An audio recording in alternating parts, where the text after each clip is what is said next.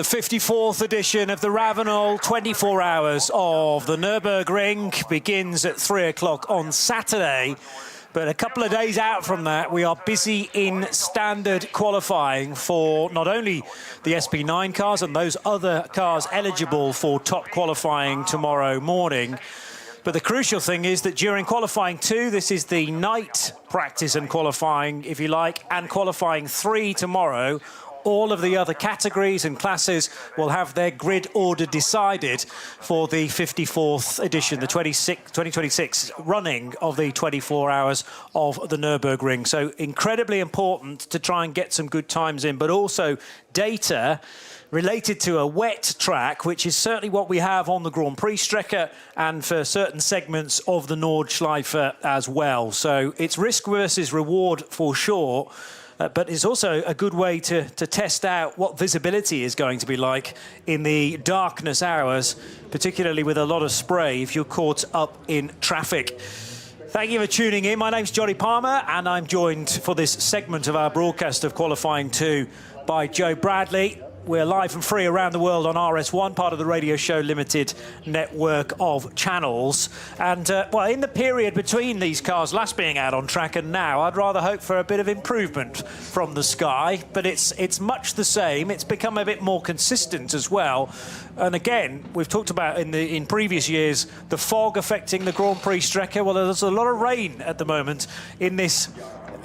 The one opportunity you get on the lap to actually overtake a few cars. Well, good evening, Johnny. Good evening, everybody. We're actually just recovering from a hailstorm. Those white little blocks of ice were showering about our heads and causing some pain. It's a very, very wet track. I think tonight's session is going to be, the teams are going to have a bit of a jobs list, refinements on headlight adjustment and lighting adjustments on the front of the car to enable the drivers to see where they're going. We're not going to be necessarily going for lap time, but we are going to see just how these cars can cope with the wet track conditions. The conditions are going to change all through this session, Johnny. At the moment, the sky is breaking. The black clouds are going off. I say the sky's breaking. There's further black clouds on the horizon. The way that the weather builds up here, we're in the Eifel Mountains, remember. We're quite high up, and it's a very large forest, and it's flipping freezing. This is not why we come to Germany. We can see our breath when we talk, and that's just in the studio here. Yeah. Outside, it's even colder. And then when the sun goes down, guess what? It doesn't just get dark, it gets even colder. So put your big coat on. It looks like the wind direction's changed quite dramatically as well. I seem to remember those flags waving in completely the other direction yesterday. That was a headwind start-finish straight, and then it's almost now a tailwind for the cars completing a lap, and therefore down the Dottinger Ruhr as well, which will help them, of course. If you get in the tow of another car, then a bit of wind behind. Actually, no, that works in reverse. You want the headwind, don't you, so that the tow is then magnified, so it doesn't really help you a great deal.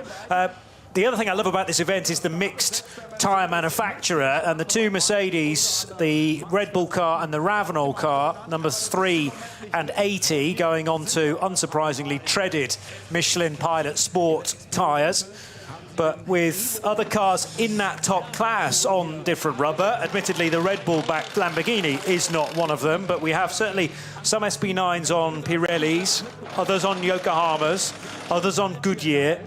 So there's a real mixture, and I by no means got to the end of a long list of different tyre manufacturers. And what is the state of the design of wet tyre that all of these tyre companies are bringing to the ring this weekend? Because that is where the race could be won and lost. Don't be fooled, by the way, by the Falcon branding that is carried by all of the cars in this event, because they are an event sponsor. So you might spot Falcon on the top of each of the wheel arches of the cars. That doesn't necessarily tell you that that is the right tyre that they are running on. Some are Falcon shod, but that BMW, for instance, is on Michelin's. The 500 Manhattan wheels entry.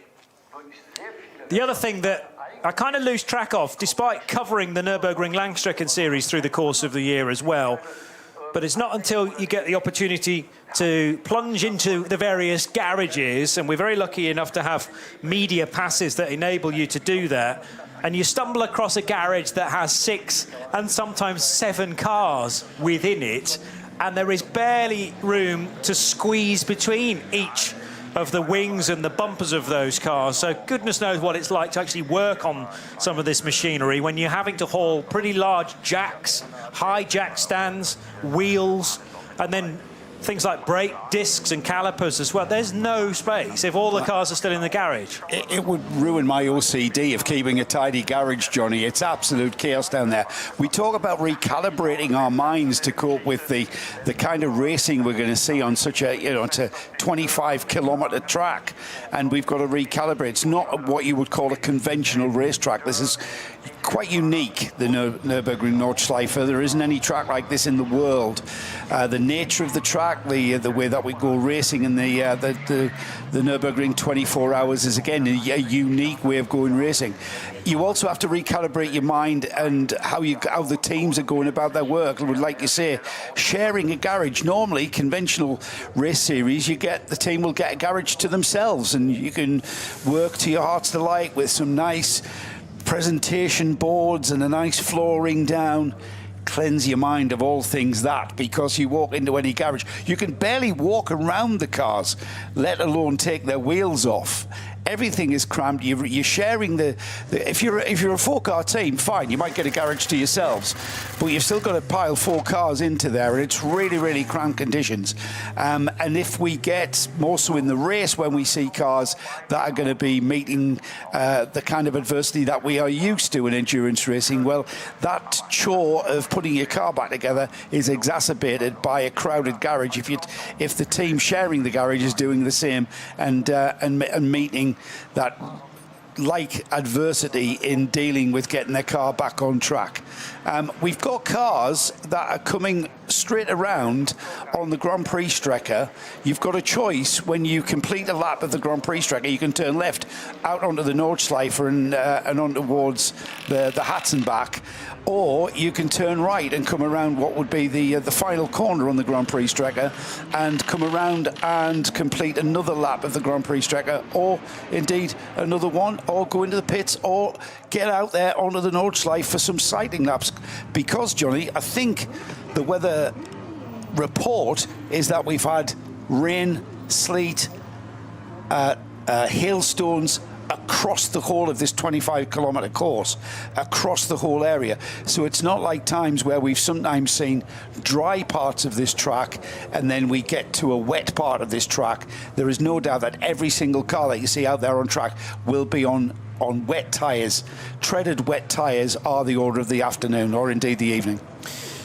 We do now have an updated entry list, and I want to say this is a final entry list as well. It was issued at 18:30 this evening, but crucially the date on it is the 14th of May, so we're much, much closer now to a full list of participants, 161 cars. But the more crucial thing is that a lot of the gaps as far as the driver lineups are concerned have now been filled in. If you've not discovered the page known as the virtual notice board for the 54th edition of the ADAC RAVENOL 24 hours of the Nürburgring, it's quite a long URL, so I won't give you that, but I'll just encourage you to do a quick search using your favourite search or browser for the 54th edition of the RAVENOL 24 hours of the Nürburgring, and you're looking for virtual notice board, or what the Germans call a virtuelle Aushang. And on there is a great old list of various bulletins, including Bulletin 37, which is the latest edition of the list of participants in number order. They do a version in the class order as well, but if you prefer it in number order, Bulletin number 37, open that up, get it printed off, and that should have all of the latest driver changes. I've got a digital version of it in front of me, so I should hopefully be able to keep you updated in returns of actual drivers in actual cars rather than just ideas to this point. And we're concentrating in the early phases of qualifying 2 on the Grello car 911, which has Kevin Estre, Ayanchen Guven, Preining and Campbell in the cars. So that is, of course, Thomas Preining and Matt Campbell of Australia in the 911. And then the next job I need to tell you is who is at the wheel of that car right now, setting purple times, but that will just be for this individual session. And the 911 is being driven by Kevin Estre, the man famous for that line, pass on the grass, Kevin Estre. So, yes. Which is good news, Johnny, if Kevin Estre is out there on track, because there was a rumour circulating that he'd had a little bit of an off on his mountain bike whilst out training. OK. That turns out to be complete and utter nonsense. Well, so great to see him out there. I was talking only just a short while ago that the fact that there is now a junior Estre racing, and I think in Porsche One Make racing as well, following in his father's footsteps. So it might be junior Estre out there who signed a quick deal, but no, it's categorically not. It's Kevin Estre driving this fabulous car, and the Grello machine has already potentially been in some wars, because at the end of the Grand Prix Strecker, it was dicing for road position with the 24 Porsche, and they were heading through Sabine Schmidt's curve and then Hatson back, and eventually able to clear the 24 Porsche just before the run down towards Flugplatz. We have plenty of other news as well, by the way, that has emerged from qualifying one. So, first of all, there was a big crash involving the 900 Porsche, which was suffering from a mechanical failure and then a fire for the Black Falcon Team Zimmermann Porsche. That car stopped at the side of the racetrack on the Grand Prix circuit. Driver got out and stood in the gravel, trying to beckon marshals towards it to put the fire out. And as the driver was doing that, it then got hit by the 146 GT Porsche, the all-female crewed car. And as a result, the 146 Porsche has had to withdraw from this year's race. So that is a big fan's favourite, due to run in the AT2 class. But there's just too much damage to the 146 car, whereas the 900 is, we hear, getting special dispensation from the officials, from the organisers, to run basically a new chassis in this year's race. So the 900 is going to be replaced, whereas the 146 is not going to run in this year's race. Other news, the Haupt Racing Team workshop located at Moispat, and that's just down the road along the Dottinger Hohe.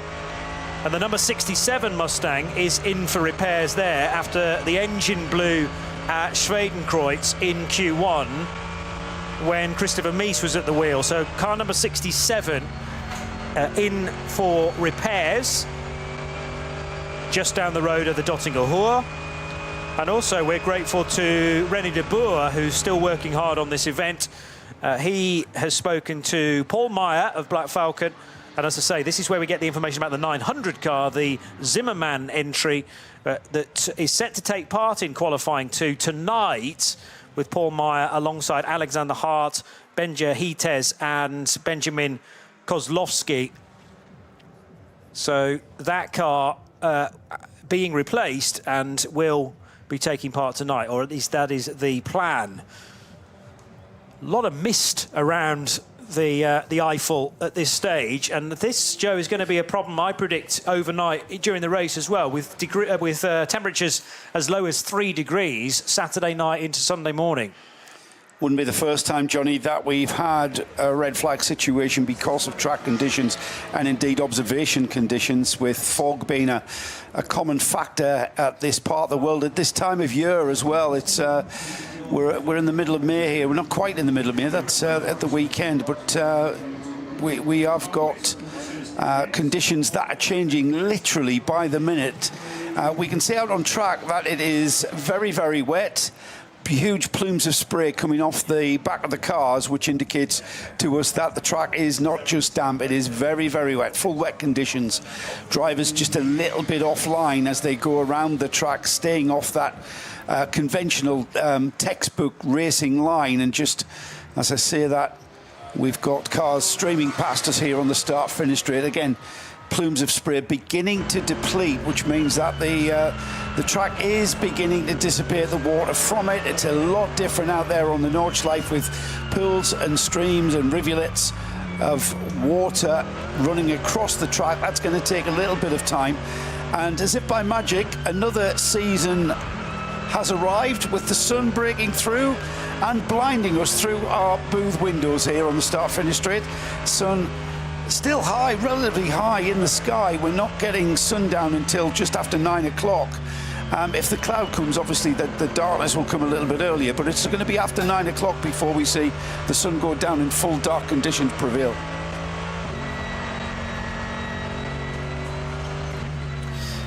Just getting some word about various cars in the Lion Speed awning, if you like, in the garage, because we caught a glimpse of Kevin Estre having to do battle with the 24 car, which is one of the Lion Speed entries for Lauren Heinrich and Lawrence Vantor and Ricardo Feller.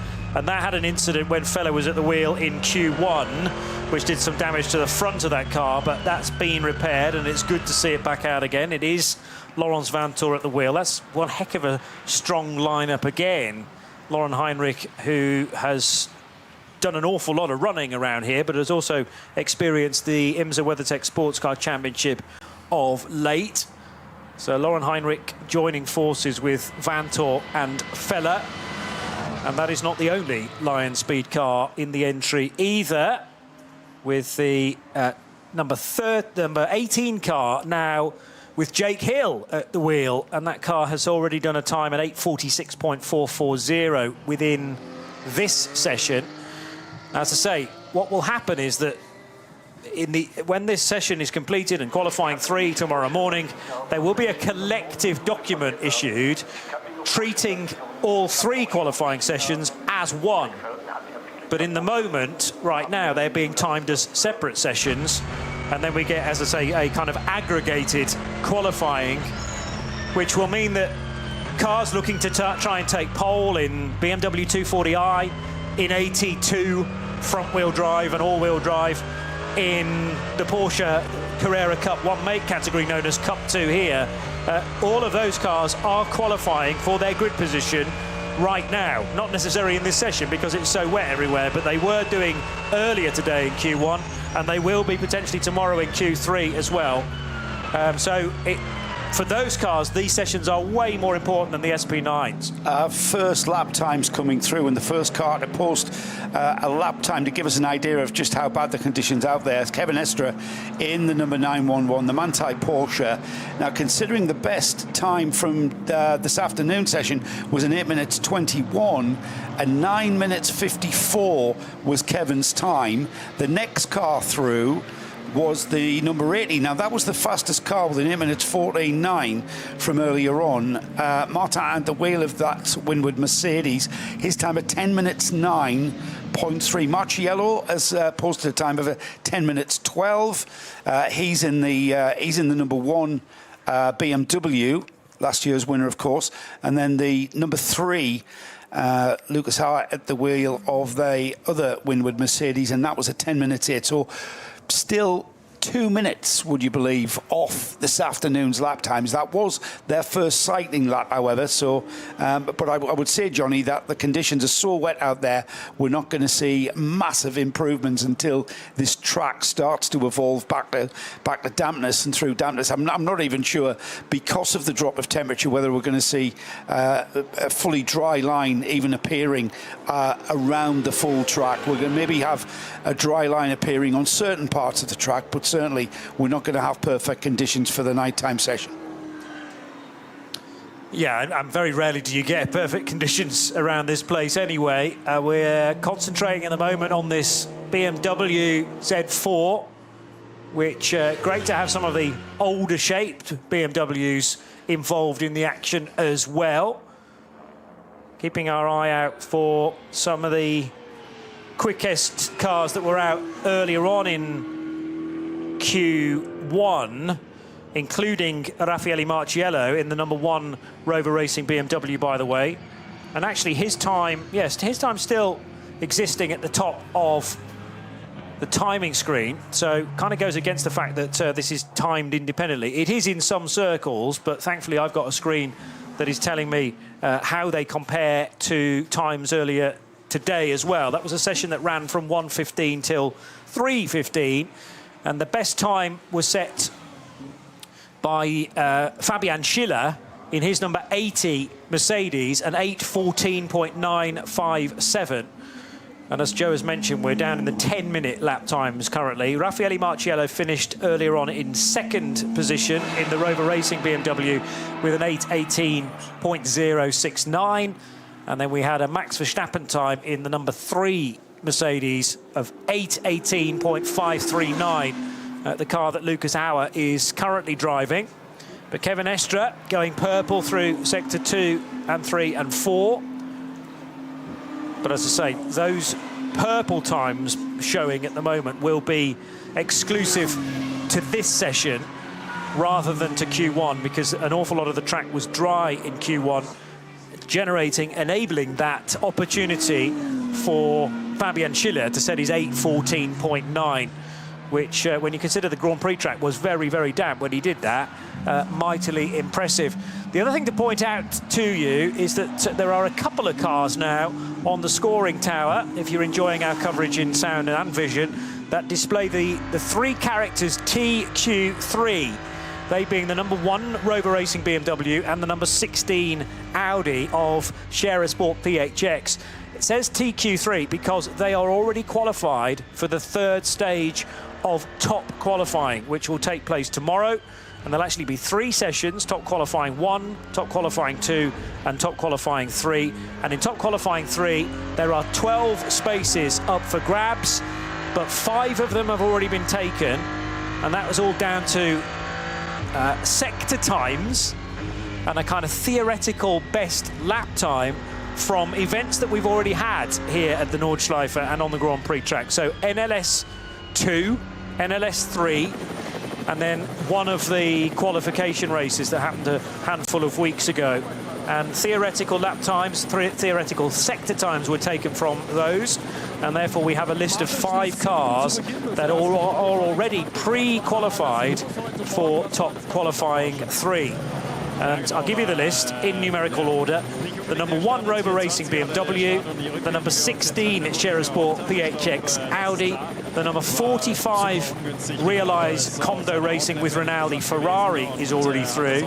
The KCMG Mercedes AMG GT3, that's number 47, and the 84 Lamborghini Huracan GT3 Evo 2, which is the entry from Red Bull Team Apt.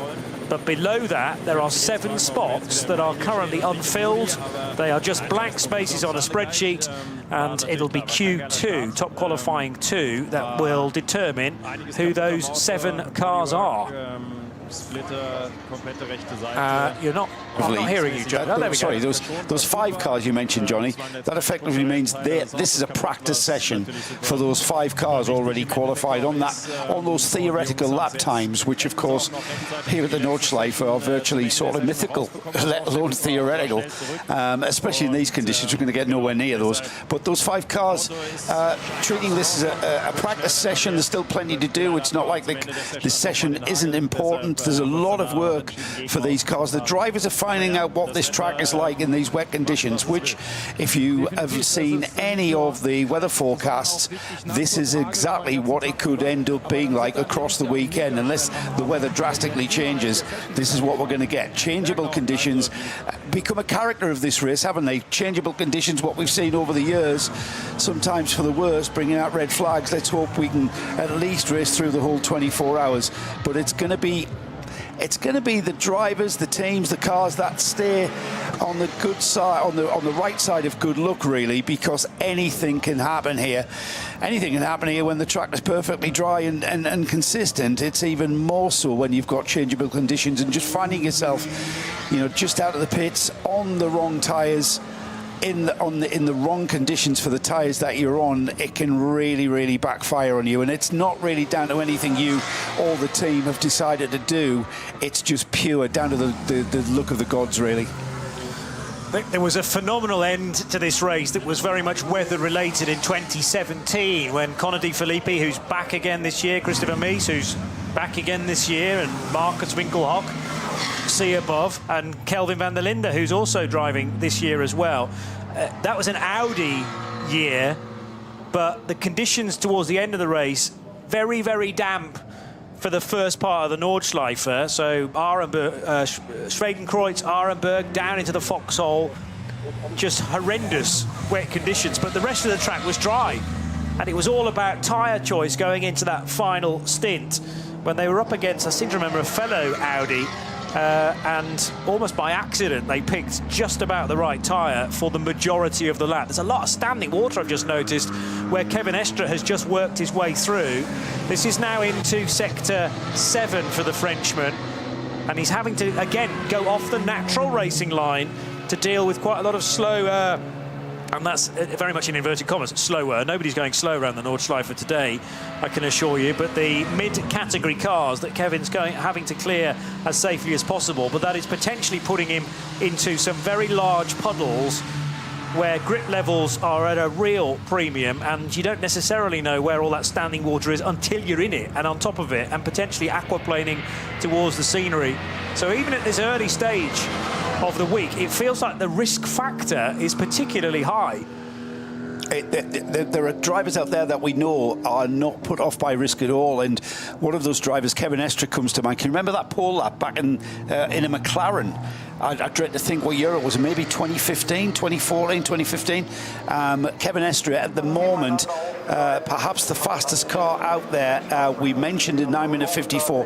That was his first outlap. He's about to complete his second outlap. He's gone purple, which means he's the fastest car overall. He's gone purple in sector 5 and sector 7. Not that far off him is Vantor in the number 99 Rover Racing BMW.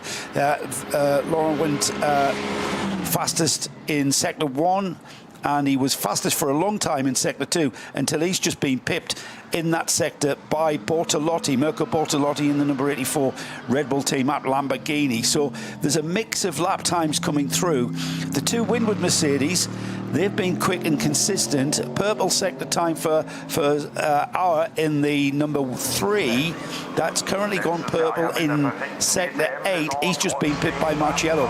It's changing. I'm monitoring these sector times, Johnny, and as I speak the words, it changes before my very eyes. So these conditions, you can see by the amount of water that's on the track as well. You can see, because there's no rain at the moment and the skies are, I'm not going to say clear, but breaking, that water is dissipating and the track is evolving. That pole lap for Kevin Estre in a McLaren, a Door Motorsport entry, was actually 2014 when he did an 8 minutes 10.9. So to give you some context, what are we now, 12 years on from that, and still the best time so far today is 4 seconds slower than the McLaren time in 2014. But in fairness, it's not like-for-like conditions. There's now a few more cars head through Galgenkopf and onto the Dottinger Hoor. Maxime Martin is at the wheel of the number 80 Mercedes, which remains the fastest. That was a time set by Fabian Schiller. But Maxime Martin, who is back regularly with AMG, now getting his chance to do a couple of laps, as you must do in any of these 3 qualifying sessions. Marciello's just gone through in a 9 minute 50.8. He's currently second from this afternoon's time. However, that man, Kevin Estre, he is absolutely on fire out there. The number 911, the 911 numbered Porsche from Manthey, 9 minutes 38. That's how much quicker he is. At 9 minutes 50 is the second fastest time in that top section of this field. But Kevin Estre is absolutely on fire and finding grip from somewhere no one else can. Just going to search through the supplementary regulations for this event to make sure that we're on top of who needs to do what during a night-time run as well. Article 8.7 says minimum laps during qualifying, and that is all the drivers must complete the minimum of 2 timed laps during qualifying 1, 2, 3. Now, what it doesn't necessarily make clear is whether you have to do that in each of the 3 sessions. I'd be very surprised if that is the case. It's going to be 2 time sessions in qualifying 1 and or 2 and or 3. But the interesting thing about this session, of course, is that it's held in darkness hours because it runs through till 11:30 tonight. There are a minimum number of laps that you have to do during the race. All drivers must complete the minimum of 15 laps during the race itself. If the race is interrupted for more than 2 hours, each named driver must complete at least one race lap. So that's a sort of accepting clause within it. But the next thing I'm trying to look for is the night hours and whether there's anything you have to do within this session, therefore, to be again qualified for the race. So bear with me on that, Joe, as the number 44 Falcon Porsche comes out of Tiergarten. No option again, just like earlier on today in qualifying to access the pits immediately out of Tiergarten and Hohenrhein. You have to stay on the racetrack, do a lap of the Grand Prix circuit, and your only way into the pits is using the Hyundai hairpin to then come into pit lane. I call that the back door. It's a back kind door of like as well. in the back door, isn't it? Yeah. And the other thing is you have two options at that point as well. You could stay out and just do another lap of the Grand Prix track, so just keep lapping the Grand Prix track all the time, or you come in the back door of the pits. Yeah. Yes, you sometimes get that with cars that are just wanting to test something. They've maybe repaired on the car, so they'll go out, they'll do a couple of laps of the Grand Prix track and then head out onto the Nordschleife or indeed come back into the pits. So we're seeing all of that. Times are coming down. We've still got that 9 minutes 38 from Kevin Estre. That's the current quickest time of this session so far. The rest of the field into the 9 minute 50s. We've got Maxime Martin last time by 10 minute 9. He's kind of cooled off a little bit, showing yellow sector times. He's in sector 7, sector 6 or 7 at the moment. Purple sector for Estre in 3, sector 3, 1 minute 14.9. That's how long that sector is. And then in the longer sector 5, a 2 minute 6. He's still massively quick. He's 2 seconds quicker than Martin, who's currently in the number 80. Remember, that's the number 80 with top of the timing screens from this afternoon's lap time of an 8 minutes 14, which I'm afraid we're going to get absolutely nowhere near.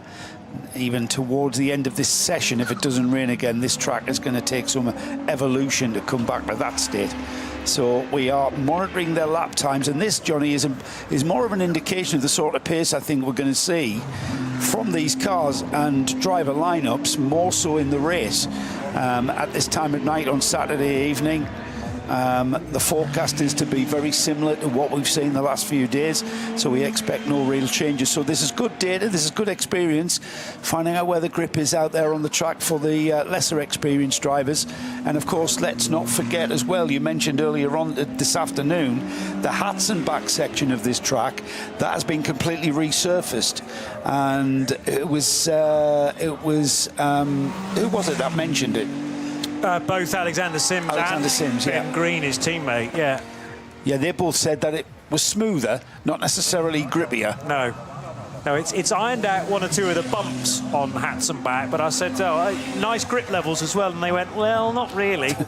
But not that they've necessarily had much experience in the drier conditions. There would have been at least an NLS race that was dry through there, I would have hoped. But noticeable grip, it's not really there. But as I say, it's one of the newer bits of asphalt. As to whether it's brand new is a different story. I can shed a little bit more light on qualifying, and qualifying 1, 2 and 3 sessions. So only cars having successfully passed scrutineering and displaying the appropriate sticker can take part. Well, that'll make sense. All, and the word all is in capital letters, all the drivers must complete the minimum of 2 timed qualifying laps during qualifying 1, qualifying 2, or qualifying 3. So you don't necessarily have to be in Q2 tonight and therefore be doing night laps.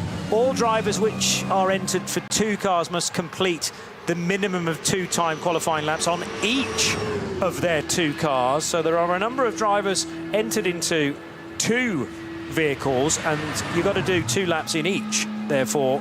And then qualifying 3, that's where there's a bit more of a caveat regarding tomorrow's top qualifying. But I'm still struggling to find anything that absolutely stipulates you must run in night quali to become used to the conditions, which is a surprise, I have to say. We've had nearly half an hour, by the way, of this 3.5 hour session. It's Johnny Palmer Joe Bradley, and now getting into position, Bruce Jones for the next hour or so. Grip levels really at a premium now, as both this Ferrari and Lamborghini are proving through Hohenrhein, Bruce.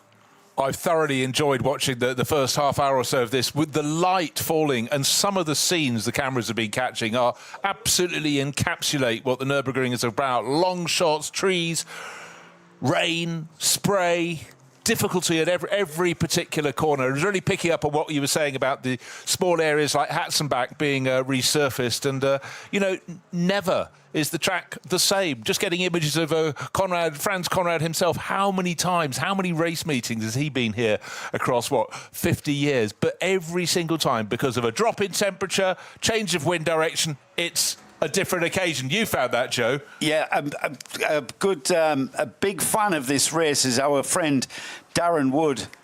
He's been to this race many, many times. Hasn't come here this year. He reminds us that if it gets warm just a little bit, it gets foggy. However, it's not forecast to get a little bit warm at all. It's forecast to get colder. So that might be the saving grace here. It could just. They're forecasting 1 degree overnight between Saturday and Sunday. So think of the campers. That might keep the fog away. Yeah, think of the campers, but that might keep the fog away. Yeah. But the campers don't sleep, Bruce. They stay out around the campfires, don't they? Yeah, well, they talk a big game. Can they make it to Sunday morning? But it's also, when the temperature is much colder, it takes a lot more out of you if you're camping. So you're just, you know, burning that energy to keep warm. But still light in the sky. It's been a very grey day with flashes of sunshine, but it chops, it changes, and every single lap it's getting a little bit drier for now. But what's it going to be? We've still got plenty of time till 11:30 tonight for things to change. So teams are rotating their drivers through, but every single lap they're finding different degrees of grip. You know, you said earlier, I'm very glad I'm in the commentary box. Yeah, I am. I absolutely am. And Will Murdoch, a lad I know who was racing in the NKC last weekend, he's out at Aden now, and don't think he got anywhere near as much rain as what I've just described here. Certainly not hailstones. So just at Aden now, they haven't had hailstones, and he's saying it's not as wet as what we've got here, with, you know, plumes of spray coming off the backs of these cars. But great to have you along, Will. You're obviously, let me know what your conditions are and where you're staying, etc. Because my heart will go out here if you're in a tent, mate, in one of the quagmires of a campfield here. All part of the atmosphere, though, isn't it? Yeah, and if you're one really good piece of waterproof clothing, it's the last thing you put down at home before you left the front door, and it's still there. Dear. Yeah, you'd have been finding somewhere to buy some more. Just witnessing some of that Kevin Estre action over the curbs, down at the Haug hook as well, the first few corners of the lap. He's not shying away from mounting the car up some pretty high curbs, over the painted white lines as well. And the other thing you've got to think about is in the Caracciolo carousel, that concrete strip in the wet must be like ice. I mean, the Falcon Porsche's coming up to ice curver now, which sort of its name extends beyond its reputation. But yeah, trying to keep the car straight when you're at something like 45, well, not quite 45 degrees, 30 degrees, let's say, through the trough, the drainage ditch of old. Quite how Kevin Estre hung on to that car, and he might have to do it in the race several times like his co-drivers. Yeah, but the concrete strip is around the bottom. If you gradually slide up, then you've got a different surface under your right-hand tyres. Just saying, might make a difference. Of course it's going to make a difference, but this is where the experience comes. Remember when this track was built, that concrete element of the carousel was a drainage ditch. They weren't meant to drive around it. That was there to catch the water. But it was Caracciolo who decided to use it and hook the drainage ditch and run around what is effectively a bank corner. Which the science of it sucks you in, but you need to be going at a certain speed for that to work. Klaus Bachler staying well off the racing line. That's the karting line that Joe Bradley's taught to me through the years, and it means that he pings out of Galgenkopf at a much higher speed, away from where all that standing water is. So hugging the outer white line, and now doesn't really have anyone in front of him that he can pick up the toe from, but the wind's kind of in the wrong direction for that anyway. The wind will be helping him down the Dottinger Hoor. Look, Look at the way the rain lights lighting up that plume Plume out at the back. It's fantastic. It's like It's like it's on fire. a red tongue. Looks like a Batmobile, doesn't it? Yeah. With that red flame coming out of the back. It's not. Pushing It's the along. rain light. Brilliant. I tell you what, Backler's putting in some very impressive times. He just banged in the fastest, one of the longest sectors of the circuit, the one that takes nearly 3 minutes. So he's down in 13th, 14th position, 14th at the moment. But this run is good. He's got to complete it, though. And complete it he will, because he's just got through the final sequence of corners. Tiergarten onto the start-finish straight, still kicking up the spray, but not as much as he was about a quarter of a lap ago. Will we see an improvement from him? Okay. Backler in a Porsche 911. It sort of goes together very nicely. 9 minutes 39. No, he stays in that position, 14th overall. The other cars that we haven't seen so far after 35 minutes of running, as the Dacia Logan's had a spin at the carousel, so actually should be facing the other direction here. Is this a classic moment of it being spat out from those concrete slabs and up the road, or did it make contact? Did it have some contact towards it in order to spin the 300 car? But not a pleasant place to be sitting there. Yeah, sitting on the tarmac strip above the concrete ditch we've been talking about, but face the wrong way. But if he'd hit the barriers at the top, double wave yellows there, no surprise, there'd be damage on the side of the car we can see. Because we're seeing the side that would have been on the uphill side through the corner. The next gaggle of cars, they come up the crest. Of course, you're fairly unsighted as you come up the hill from the Stahlstrecke up to the carousel. They come over the rise, and they're trying to do some braking on wet concrete. That's working really nicely, isn't it? But he's still sitting there. Marshall's earning their keep. This is Christian Geilfuss, by the way, one of 4 Germans driving this car, along with Oliver Krieser, who I'm sure is a name that you will know well if you've followed this race for a few years. But if he was on another part of the track, he'd just be able to turn around using the inside curb. However, if he turns towards the inside of the corner, he's off. He's going to nose down the drainage ditch that is the concrete carousel. Yes, because where the concrete meets the curb and the grass at the bottom, it's a really big angle, so he's going to thump the nose of the car. Yeah, he's not going to be... I don't know. I actually don't know how he's going to get out of that. He's going to have to do an Austin Powers kind of reverse 74-point turn using just the tarmac bit on the flat top of the thing. Very, very tricky predicament he's found himself in there. Well, just getting a message that... Oh, God, the message is coming in thick and fast. The Dupre net Audi has left, the all-wheel drive S3 has left the track at the Breitscheid area. But 2 cars that we haven't yet seen in qualifying 2 that did feature in Q1, the number 5 Black Falcon Team EAE Porsche, that Mustafa Mehmet Kaya and Thomas Kiefer and Gabriele Piana, together with Mike Stursberg, are entered into the race in. And then the other car is the 48 Loesch Motorsport by Black Falcon Porsche again, which was the quicker of those 2 cars in qualifying 1. It's actually 16th fastest when Dan Arrow was last in it.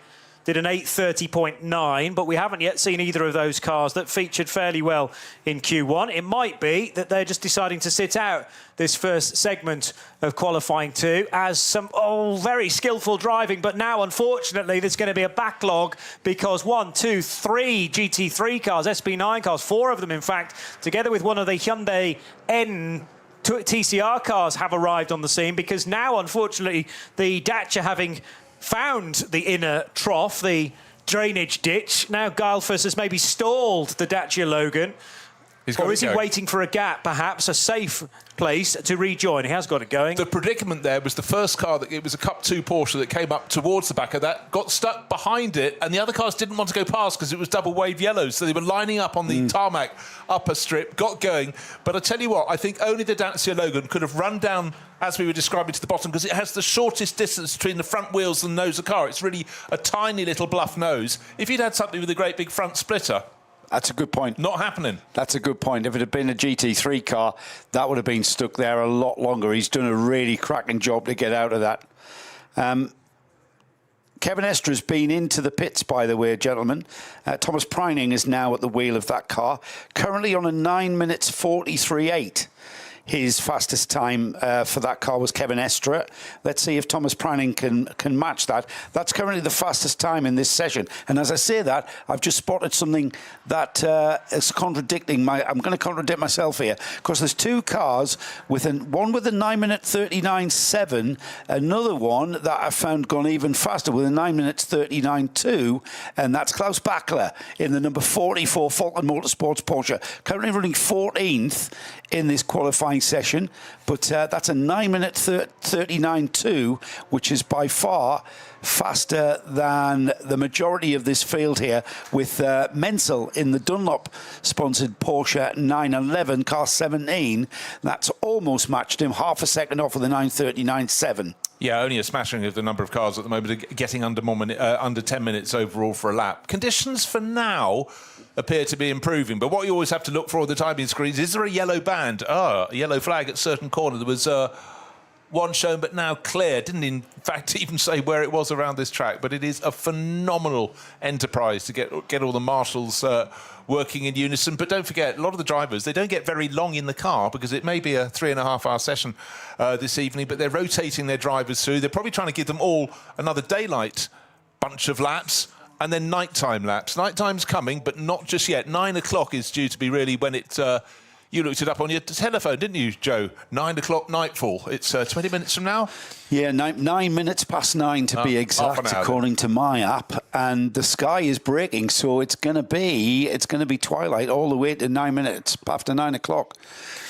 The other good lap time you mentioned in that list, Joe, was the 9:39.7 that Nico Menzel has done, and he's now entered the pits. He's in the number 17 Dunlop Motorsport Porsche, which, remember, is the sister car to the 44 Falcon Motorsport Porsche. They're both run by the team known as Schnabel, and Stephanie Alberts being the team manager of the Schnabel organisation.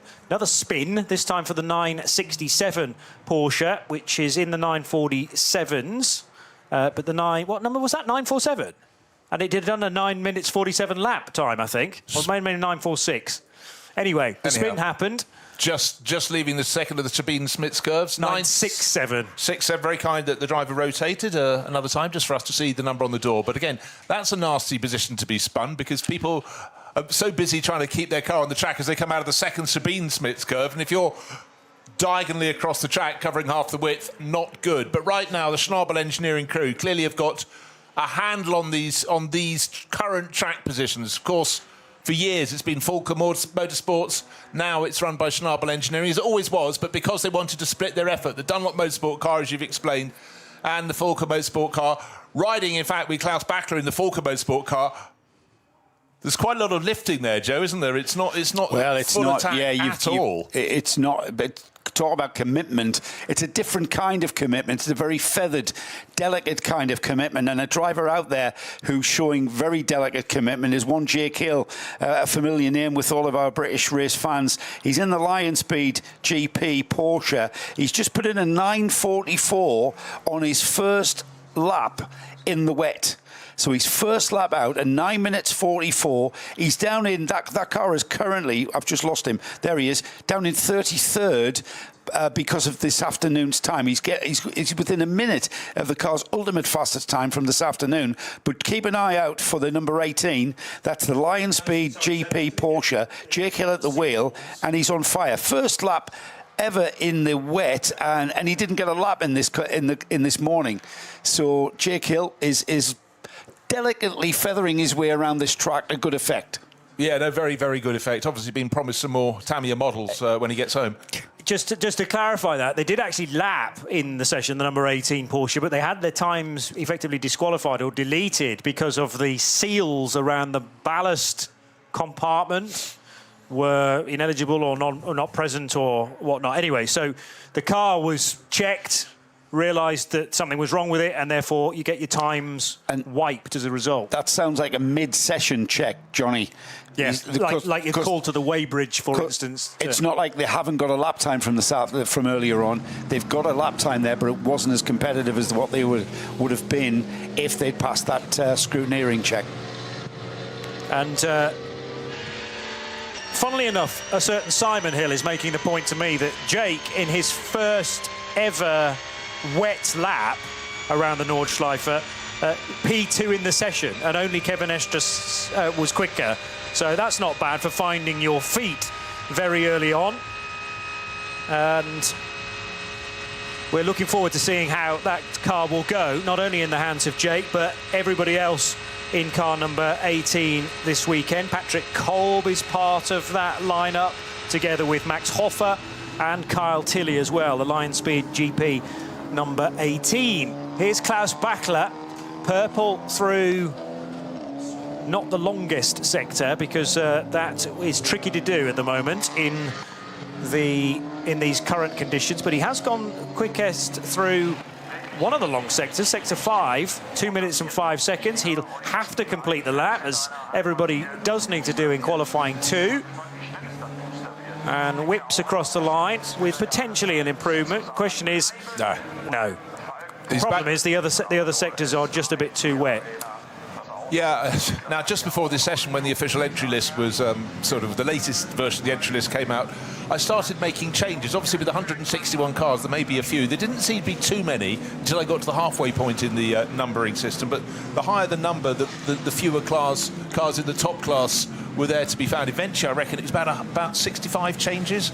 And Max Hoffer was one of them, who came as a late entry into the car that he's sharing with Jake Hill, Patrick Kolb, and of course Kyle Tilley, the man who sort of put that deal together. So there's a lot of horse trading, but particularly in the sort of cars of lower performance. A lot of them come here with just 2 names on the entry list, and suddenly in the blink of an eye they've got rid of those, got 4 completely new drivers. So quite a lot of ink on my page. We'll have to go through and sort all those tomorrow. But again, it's just typical. A lot of people come here just looking for a drive, haven't got one in advance, but they know some doors are going to be open at some point. There's certain parts of this track that we can see, and we've had information from Will Murdoch out at Adenauer. We've got Matt Riddles telling me it hasn't been hailstoning or raining much where he is. I forget where he said he was. All fans that have been part of this race. And we can see where the less wet parts of the track are now becoming damp. They're now becoming damp, and dare I say it, before we see get to the end of this session, if the rain stays off, and that's a big ask looking in that sky, we might see some parts of this track that are going to be seeing a dry line forming. So interesting the way this track's evolving, and it's all about being on the right part of the track at the right time to optimise a lap time. We're not going to get anywhere near this afternoon's, though, are we?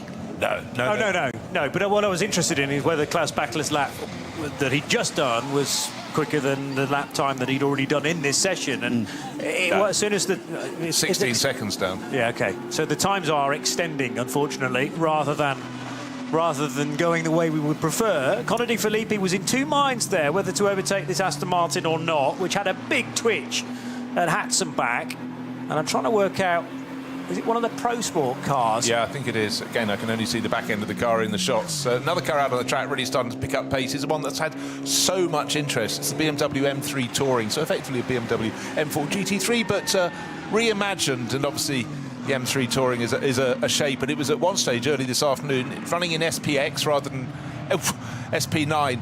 It was the quickest car of the lot. It's actually one of the Valkenhorst Aston Martins, which runs on the Pirelli tyre, and that was the BMW Touring then, driven by Conor De Filippi, who has now got through in the number 81 SPX entered car. This is a quick BMW though, because it ended up finishing qualifying 1 in 12th position, and SPX is one of the categories that's eligible for top qualifying and potentially top qualifying 3 as well. Right, track conditions might be getting marginally worse, but Jake Hill, other people were losing about 10, 12 seconds, maybe traffic, maybe the weather getting worse. Jake Hill on his next flying lap was only a few seconds down on his first one, so that's actually probably even more impressive. I actually think that's very hard to judge. Visually, we can see the track getting drier. I think that's more traffic. Yeah, there's an awful lot of traffic. The reason why we're getting a difference in lap time and a slower lap time is getting through the traffic, and that's always going to be a factor. But there is certainly, if we look on the Grand Prix track, that there's a dry line beginning to be very apparent. Yes, there are still damp sections. Yes, it's still not brilliant, but it's certainly different to when we were first out there at the start of this session. Slightly off the road there was the Christopher Haase-driven 16 Scherer Sport PHX Audi, again on the Grand Prix Strecker, so thankfully there's quite a lot of runoff there, but also he whacked the curb on the exit, so got to be careful not to be doing that too often. Here are the defending champions then of the Ravenol 24 hours of the Nürburgring. The win went to Rover Racing, and that's the reason why that car carries the number 1 into the 2026 edition of the race, with 3/4 of its driver lineup retained year on year. So they found a good mixture. It's actually Jordan Pepper, the one that wasn't in the winning quartet last year, that's just brought that car in to pit lane. It's such a programme they have to get through. 3.5 hours to play in the evening, but nightfall is coming. Conditions changing with every lap. The fact you have to rotate drivers through. The fans still running through their own programme. Just seen a bit of wife carrying out there. It's normally an event in Finland in the summer. But anyhow, yeah, I think, Joe, you are entirely right. At certain parts around the back of the circuit, it's getting closer. But I tell you what, this is when I admire the craft of the drivers the very, very most. Full rain is one thing, full dry is another. Light falling, and the confidence of someone who's an expert like Klaus Bachler. He's been a superstar for, what, 15 years in Porsche 911s, maybe slightly more. The way he's happy to go right to the edge. Anybody else would go, I could cut myself a bit of slack here. It's only practice for the SP9 class. It's not defining anything for them, but he is absolutely scary, isn't it? Pushing. The other thing is, because of this multi-class racing that we've got, and we're getting towards the time, Johnny, when I'm going to give us an idea of who's leading in the other classes. You have to move offline. You have to move off the ideal drying line, and you then go on to a full wet offline in some areas on this track, which will cost you lap time, but also will it have much of a cooling effect on the wets? It will have for just a minuscule amount of time, and then as soon as you start putting some energy through them, that heat's going to build up again in the wet, isn't it? Another little factor just caught my eye that is changing for the drivers as it becomes darker. Suddenly the effect of lights from the campsites is something. I thought, what's that I see up ahead as we look towards Starstracker? Is that a flashing yellow screen or something? No, just someone's campfire, maybe their tent going up. Yeah, indeed. And the thing is, you're going to have to get used to installations being built whilst you're in this session, and probably into tomorrow, and probably being torn down at some stage on Sunday morning as well. Well, it's always like, I'm trying to think which driver it was in the 60s or early 70s. His turning point to a corner was this bush in the field, and about the third lap round, he went past and the bush wasn't there. It turns out it was a sheep. The sheep found some better grass down the slope. How many drivers have told us that they can smell the barbecues? They can smell it through bright shine. Whereas there's a lot of fan action going on around there. They can literally, and I can't remember, was it Chris Tadulu who said it was making me feel hungry because I could smell the steaks and the burgers that were being cooked. I think he's already got those sort of heightened senses because he's sort of fighting for every corner on the track. Yeah. Bachler's sector times, I can tell you, he's put in a purple in sector 3, not so much in sector 5, but he's gone massively quicker than anyone else. Apart from that is Stoltz. Lucas Stoltz, a 2:07. Bachler's put in a 2:06 through 7. I'll offer you another one, though. Third fastest at the moment, Jules Gounon is flying in that number 3 Mercedes. He's put in the fastest sector 1, fastest sector 2, very competitive in sector 3. So that's a car we know has looked good on the less wet track, but right now Jules is desperate. He's been racing for such a long time, but he really needs another big result. He's always there or thereabouts. He's always in the battle. But some drivers seem to have this ability, like Kelvin van der Linde, 3-time winner here, to come away with the trophy. But Jules would definitely want this. And I see on the late editions, his girlfriend Michelle Gatting's got a late entry for the event. And, really? Yeah, so they're here as a couple, but obviously in different pit garages, or possibly because you put so many cars in one garage, possibly the same pit garage. But Michelle's driving one of the Müllner Motorsport Cup 2 Porsches. I just want to share with you a quote from Nick Yellerly, which is quite fresh, actually. His clips, audio clips, although in written form, have appeared on the Nürburgring 24-hour ticker. And he says, we haven't driven the Lamborghini. He runs, by the way, in the number 130 Red Bull team at Lambo. And he says, we haven't run in the car too much in the wet. What happened to Dorian Boccolacci a few moments ago? He was in the barrier for the number 17 Dunlop Motorsport Porsche. and that was a big squirm. Just trying to work out where that was. He's only just taken it over, actually. Okay. It was out in the hands of one of his teammates. I'm trying to remember who was at the wheel at the time. So was that Flugplatz, maybe, coming out of that awkward right-hander and then the run down towards Schwegenkreuz? I'd need to be able to just witness precisely what happened and when again, to be fully sure. Doesn't that just show, Johnny, how close to disaster these guys are? He's at the end of the lap now, so did it happen at Galgenkopf, therefore? Well, that's all I can presume. Yeah. Well, limping back, and the sector times up until that point, I'm going to say, were reasonably healthy in the number 17 car. Let's just have a look. 1:16, 11, 2 minutes 10, 3:09 through the long sector 7. So, yeah, it's more likely to have happened towards the end of the lap, having just caught the back end of that incident. And he'll be pleased if he's done any damage to the car that he's not had to do that many more kilometres. And he'll have to do a full lap of the Grand Prix track, of course, as well, before the team can then assess it. Just to finish the Nick Yellerly point, because they haven't run a great deal in the wet in the number 130 Lamborghini, there's a lot to manage about the tyres and how to approach the braking zones, says Nick. I've only had 2 laps so far. The last time I drove here in the rain was either 2022 or 2023, and overall though, I have a good feeling and I know what's required in these conditions, but relatively inexperienced in a huracan that he is placed in this weekend for Red Bull Team Abt.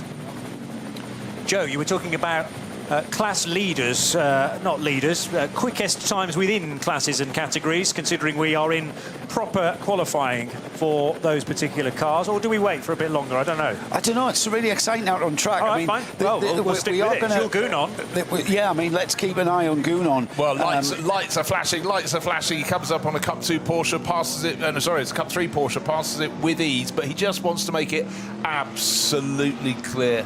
Long shots show hanging cloud below the tree line. Of course, the track isn't stable. It's up and it's down, and the vertical is really quite enormous in places. To get to her at the highest point on the circuit, which actually seems to be the very wettest part of the circuit. Again, the flare from these super powerful headlights as a BMW in its way. It sort of gets out of the way, but not with a great alacrity. But again, as you pointed out, Joe, the car's trying to keep out of the way, don't we, to go on the very, very wettest parts of the circuit. So there's a certain circumspection, but Jules Gounon looks as though he's trying to go on a qualifying lap. Doesn't really need to press too hard. But again, you've got to run to the capabilities of the car. Anytime you run far beneath it, things you just tend to go a little bit wrong. The Boccolacci Porsche, the number 17 we saw there, he just got onto towards the edge of the track, and then bang, the car was gone, and he was a passenger until he spiked off the barrier. Luckily for him, the barrier was really close to the edge of the track.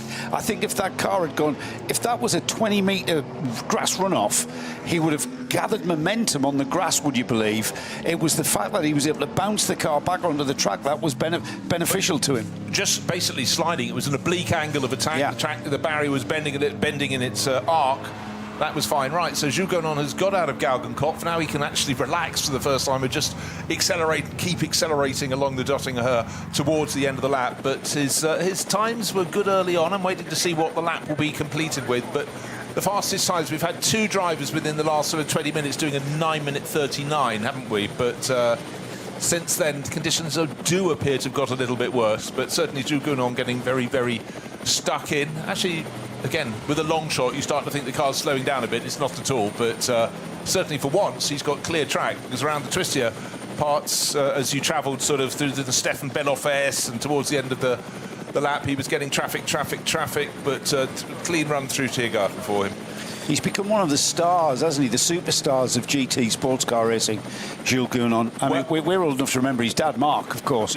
But Jules Gounon is the real deal out there in a GT car. Yeah, but what Jean-Marc did was gave him minimal time in single-seaters. 1 season in Formula 4, came second in the French Championship. That's 2013.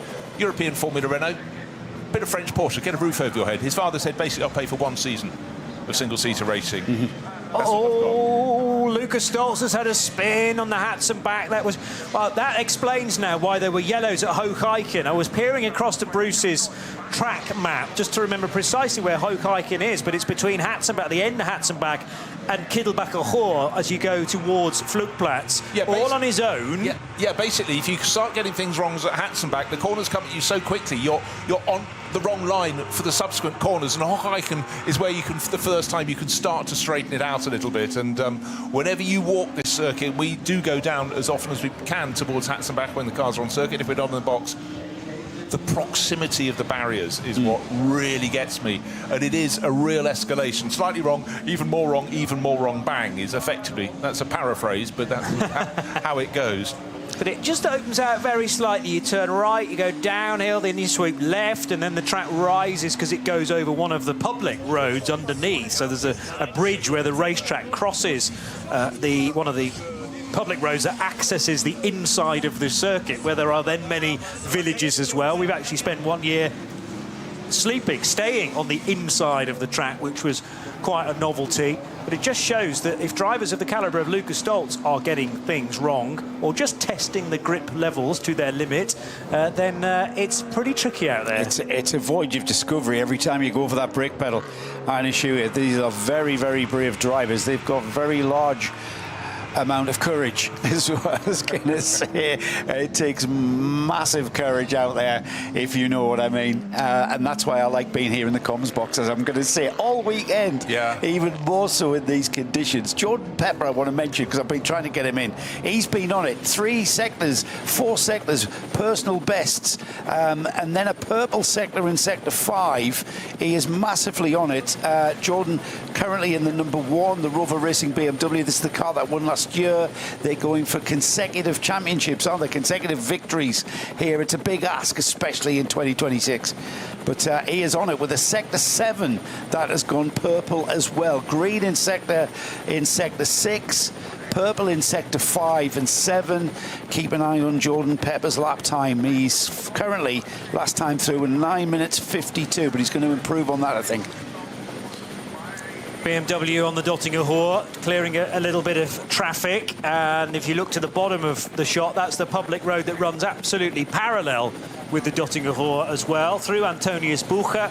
Then the much more meaningful braking area into Tiergarten, the left, right, left, and there's a squirm as well from the rear wheels of the BMW as the accelerator is applied. This is the number 1 car of Jordan Pepper, as you've been mentioning, Joe, and it's a 9:32.0, which is the quicker of the lap times we've seen most recently. Yeah, about 7 seconds quicker than anything else. Would have been better still had he not got the twitch coming out to the start-finish straight. The HWA squint, and it's the 1990s all over again. These cars, 3 of them entered in, they're known as the Evo.R. Just think of DTM Mercedes 190, very, very, very special cars, reimagined, and 3 of them. It's just such a treat. We were eulogising about them earlier, but do get a look at the stream, because they're not exactly as they were back in period, but certainly just the memory of those days of the DTM. It was just a fantastic series, and of course, in subsequent years, in recent years, it's turned to GT3 class cars. I preferred it when it was a separate series for touring cars, but we look at touring cars around the world and they continue to change. You know, even the British Touring Car Championship is different this year from what's run before in terms of body shape, but certainly the big names and the big catering, that was the thing that really excited me the most. The big catering, did you say, Bruce? Oh, yes, you chose your food according to the manufacturer. They kept you could start as a slim lad. By the end of the season, you nearly needed a second air ticket. Shall we have a look at the classes? Let's do that. It's just gone 9 o'clock in the evening, by the way, so still got 2.5 hours of this to run. It completed at 11:30 tonight, but yeah, good time to do it, Joe. I absolutely lost track of all time there, but this seems really, really as if we've rehearsed this at the top of the hour. Just before you do, what's that on the pit lane exit road? It looks like a block of wood, maybe, that's sitting in not quite the middle of the road. It's like a wheel chock, isn't it, to stop it running down the hill? But the pit lane's not that steep. But anyhow, that should be there. That might be what it is. It's got a bit of tape around it, though, as well, as if it used to be attached to something. But it's ended up pit lane exit, and there might need to be a yellow flag, quite possibly a code 120 or 60, for a marshal to head out and collect that. Go on. Right, this is not mine. Somebody else has said this in my ear. I've got to credit Mr. Hindhoff for this. I think he's spot on. That looks like a block of wood that you put under the air jack. So the air jack comes down onto the block of wood. When that air jack's gone back up, it's stuck on the jack. and the car has then carried it out. So it's sort of indented in yes, the wood. Yes, absolutely. And then as the jack's gone up, the piece of wood is still stuck to it. It's pure theory on Hindhoff's part, but yes, that sounds like a very strong theory, that. So the classes, we've got stacks of them, and what we'll do throughout the race of the weekend, we're going to run through our class leaders at various points in the proceedings. So starting at the back in 125th place is the BMW 325i class. That is currently being led by Car 100. Hasn't got a team name, just Car 100, just a load of mates bringing that BMW 325i. It's the driver at the wheel of the car is Hausmeyer. In the V5 class, which is 119th overall, that's car 440. Again, no team name. Ebner is the driver of that one. First team name to appear is in 115th spot, and that's the leader of SP3T. That's the number 10, Max Kreuzer Racing. In 105th place is the VT2 Hecker leader. That's the rear-wheel drive VT2 class. That's the number 519, the Ravenol Japan entry. In 103rd place is the BMW class. That's being led by the number 898 Volkenhorst Motorsport entry. VT2 front, that's front-wheel drive and four-wheel drive, but we don't need to mention that anymore because there aren't any four-wheel drive cars in the field. Yeah, so VT2 front, they're in 99th place overall. That's the number 480, the Dupre Motorsport. In 94th place overall, the BMW M240i class. That's car number 195, the Adrenaline Motorsport Team Manhattan Wales. Car 448, no team name, is leading V6. They are currently 87th overall. And then the SP8T class, that's being led by the number 59 Dürr Motorsport.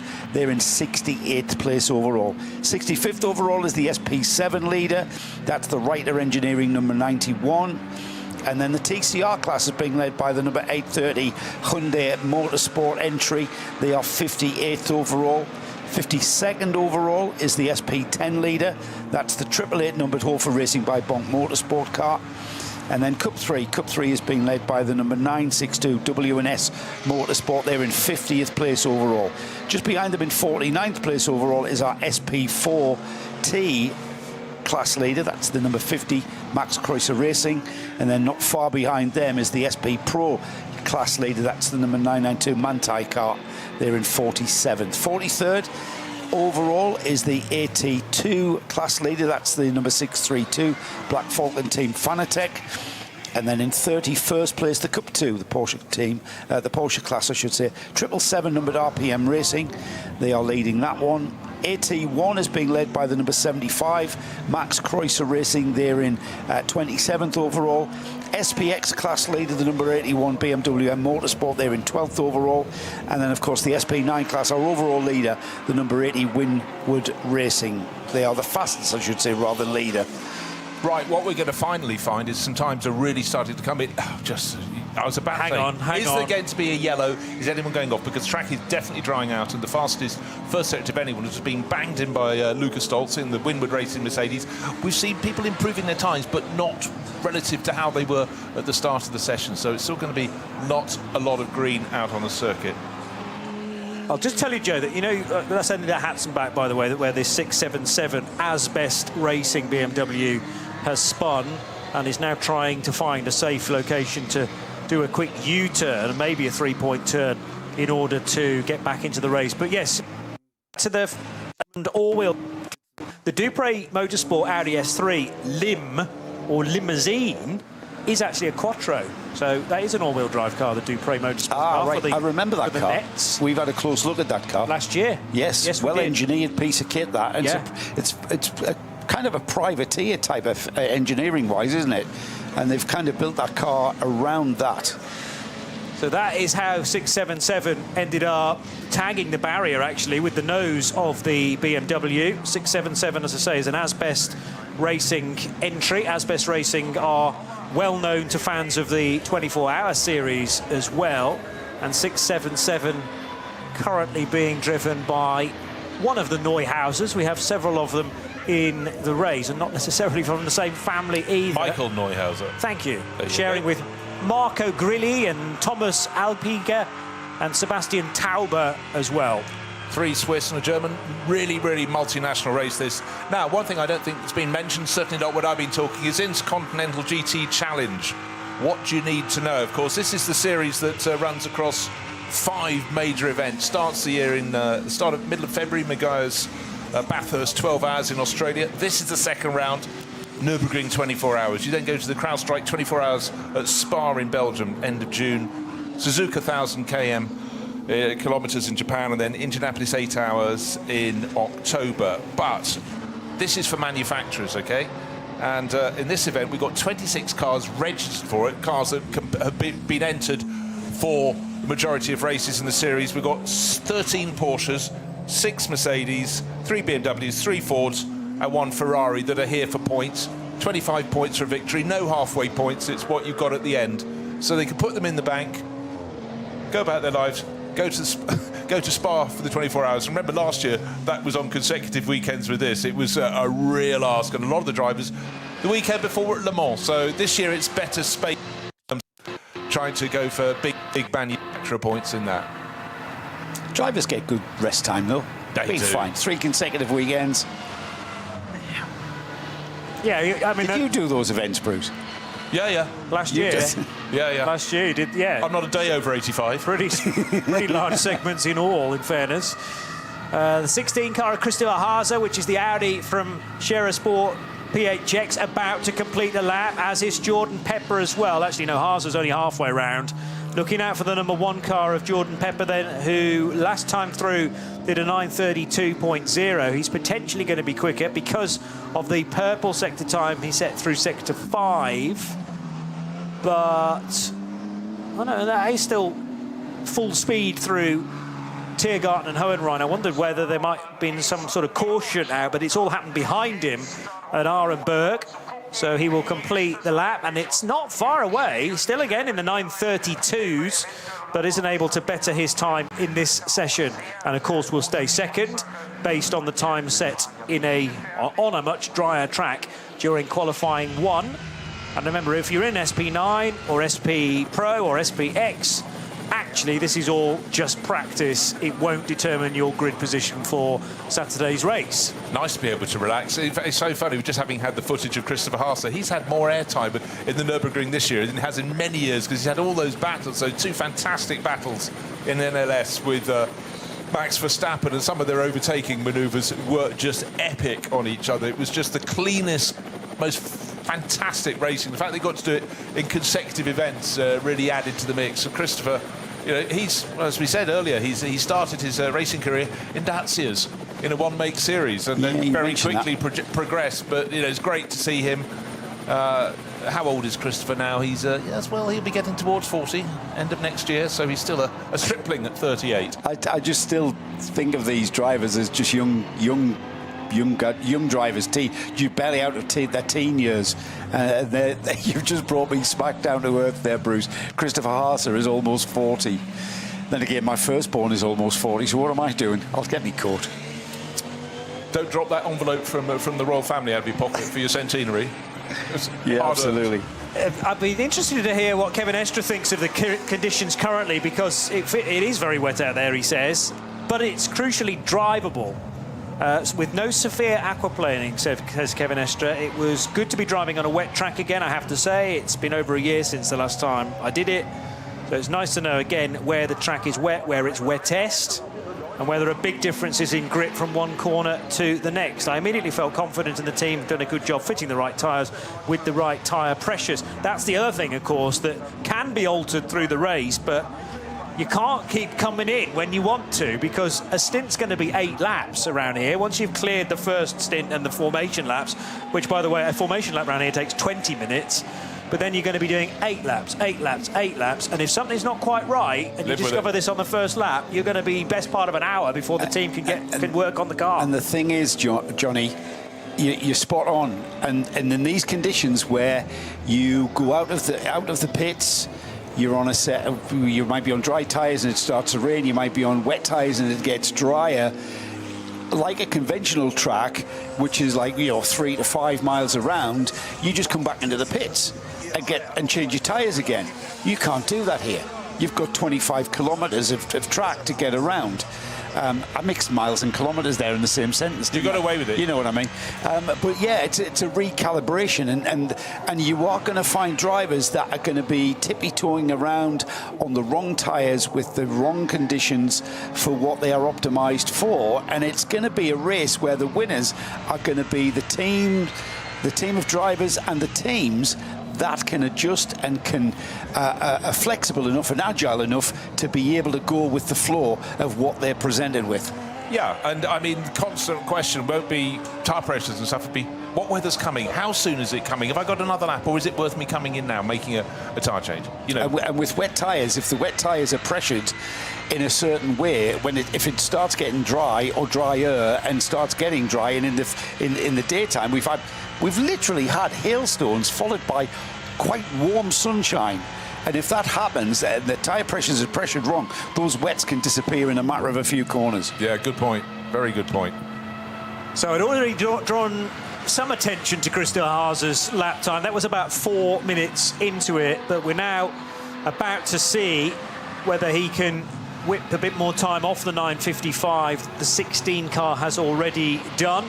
Headlights well ablaze, and that's the first thing you witness at the start of the Dottinger Hill, because we're at the point now where it's getting properly dark out there. This is again useful information for all of the teams who will be hopefully still in the race by this point on Saturday night, and how much you can and can't see. Again, there was a bit of a squirm because he had to deal with one of the Mercedes in possibly the SP10 class coming out of Hohenrhein.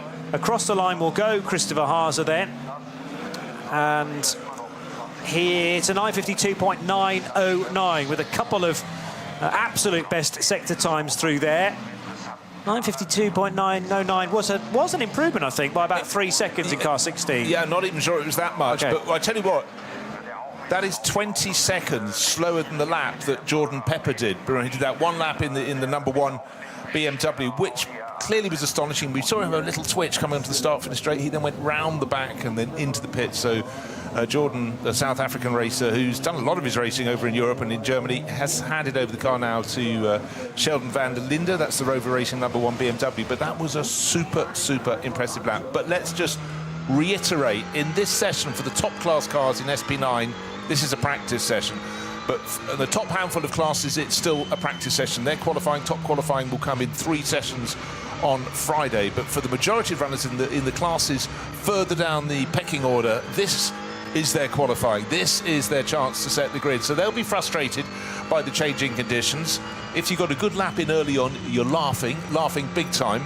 But no one wants to know whether those dark clouds, how they manifest themselves. It has largely improved recently, but of course, you're operating effectively about 30, 35 seconds, maybe slightly more, maybe 40 seconds down on what you should be achieving on a dry track. So it's tricky. It's about survival. The light is falling all the time. The campfires are increasing. Tough luck for any hungry drivers, but the lights you're starting to get as the overall light drops, the darkness of the forest encroaches, and then you come through a point on the track, you got the landscape on the outside with fires going, with great big, well, they're edifices, aren't they, Joe, that people build? They're multi-deck viewing facilities. Yeah, temporary multi-deck viewing facilities. Sometimes you've got flatbed trucks, they peel the canvas off back on the sides. They've got a full stage, they've got hot tubs, blaze of light. If they weren't around the outside of the Nordschleife, they'd need planning permission.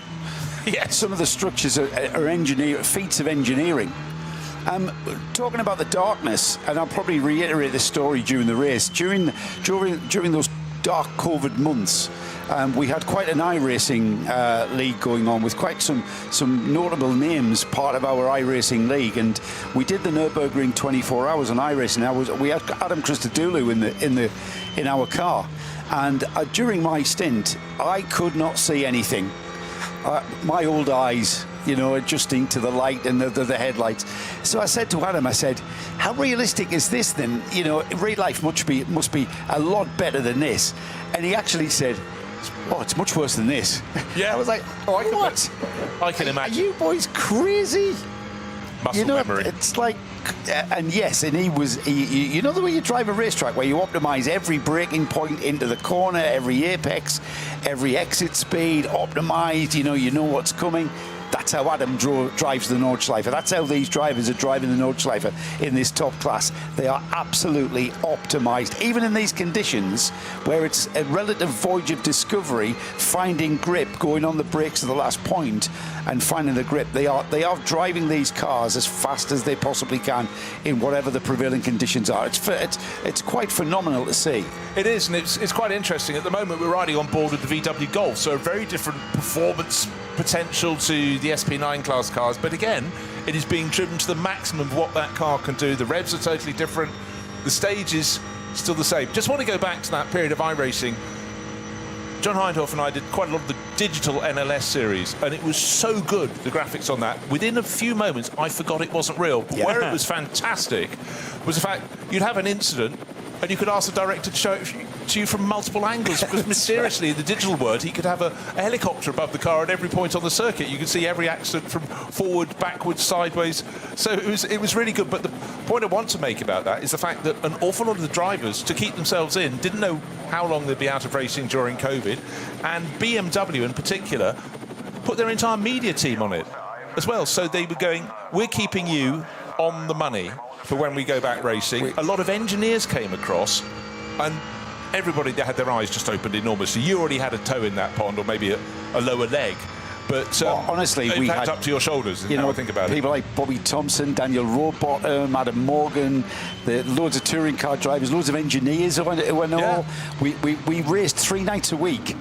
It was a great excuse to what are we doing tonight? I can't. I've got a league race. Transparent, frank. I don't want to go back to those COVID days, but it was we helped each other through it. We all helped each other through it. There had to be a way of killing those hours somehow, and also find some racing somewhere, and you couldn't do it for real in those days. So it was an excellent backup, and of course, many of the drivers that are competing here this weekend love a bit of sim racing on the side. Some of them are only here because of their success in sim racing. Chris Lulham's in a car again this year, who has shared, by the way, with Max Verstappen in the past, been a race winner with him in the past, indeed. So Lulham, who made his name in sim racing, loving the fact that he is back again for a full metal drive, as you coined the phrase, Bruce.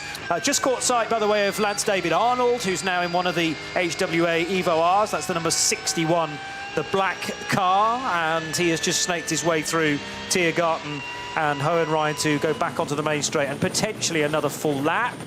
Well, he's done half of the Grand Prix track. We await to see whether he will hit Hatson back. That car's running 4th in SPX.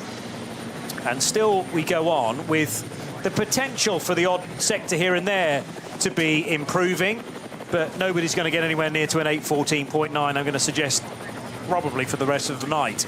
Just want to introduce a name who's sort of a man at the moment in the world of Porsche, Lauren Heinrich. Yes.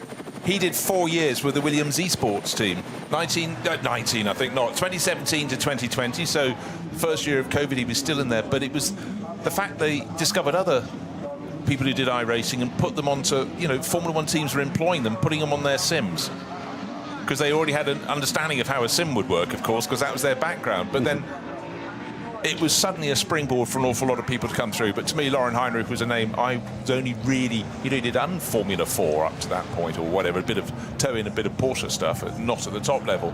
And then suddenly you look how he's just evolved, and he's now pretty much the go-to man at Porsche. The last year or so has been phenomenal for him. But, for him, COVID was a good thing. It gave him a shop window. Yeah.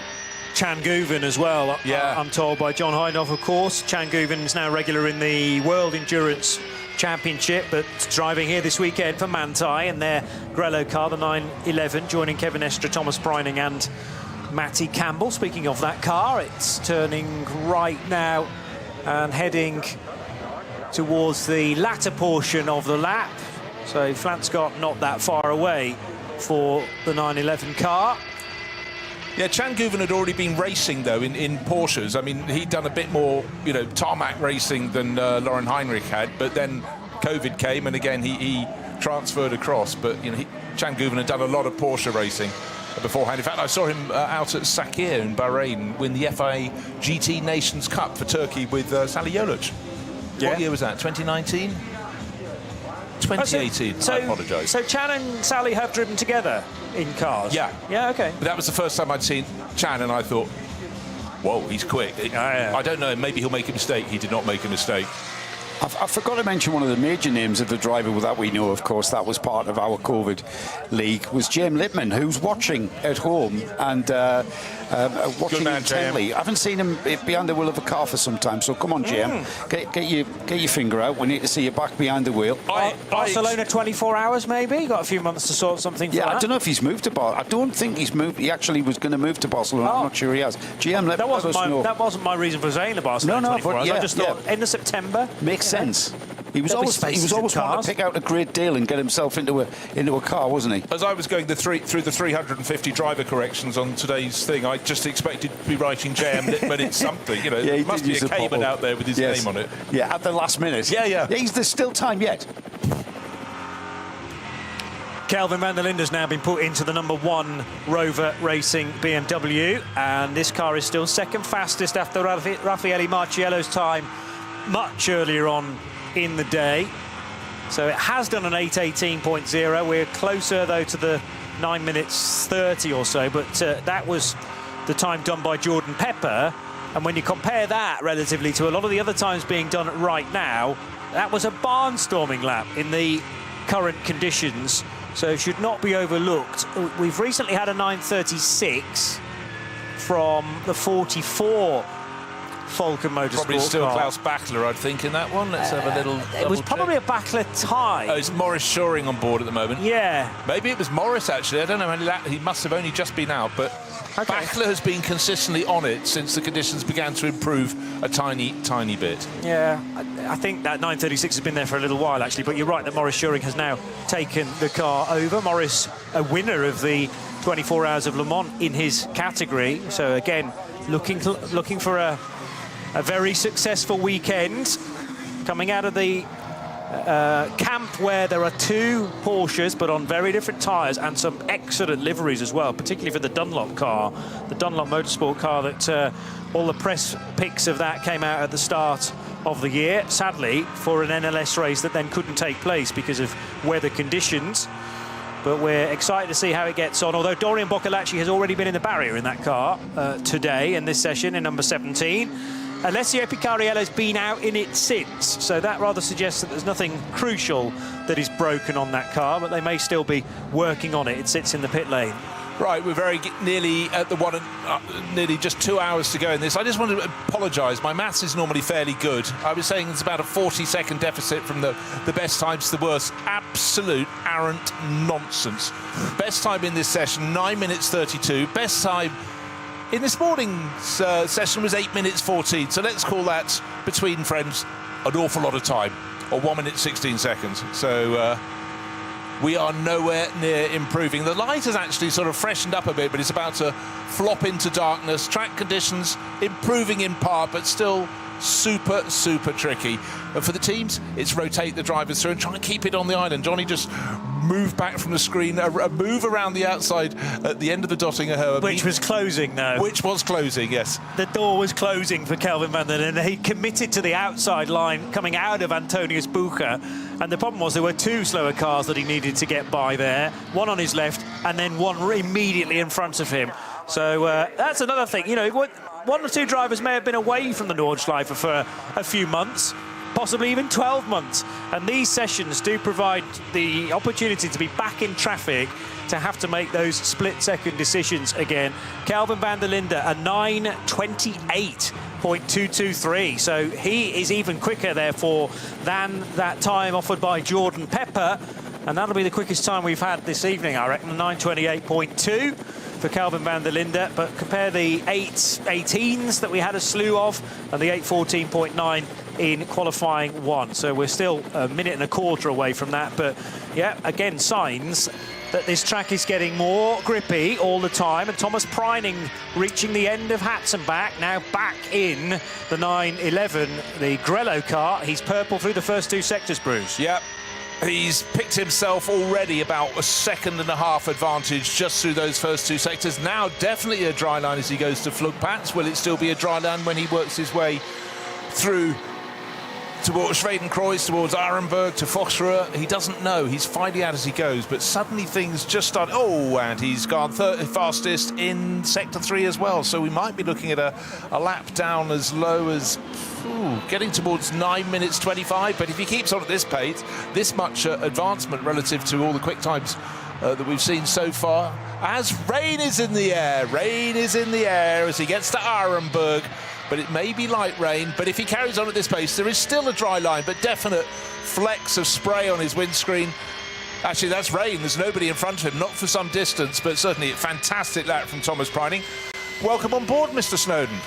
Well, indeed, thank you very much. Good to be back. And it's the nighttime stuff, the exciting bit, the bit we like. And just for a bit of fun, as I've said to John earlier, add some rain in as well. What more can you want? Proper They did. racing. You walked in the corner of the booth, you put yourself down, got yourself comfortable. John's just... I brought it with me. Did you? Yes, you did. I think as there's Crowded enough... House says, take the weather with you. But there's enough, exactly. But there's enough drama just as the banking lights up, as the light falls from the sky, and all this fantastic fan structures can be picked out in as they become brighter as it gets darker around. But certainly for the car on the drive, Thomas Preining is just bashing in those quick sector times. Remember, the fastest time in this session, 9 minutes 28.2 seconds. Fastest time overall, 8 minutes 14. And that was in the first 2 hours of 5.5 hours of practice. But for the cars not in the top few classes, this is their second and final qualifying sector session. The bizarre thing, Bruce, is that it's actually getting warmer outside.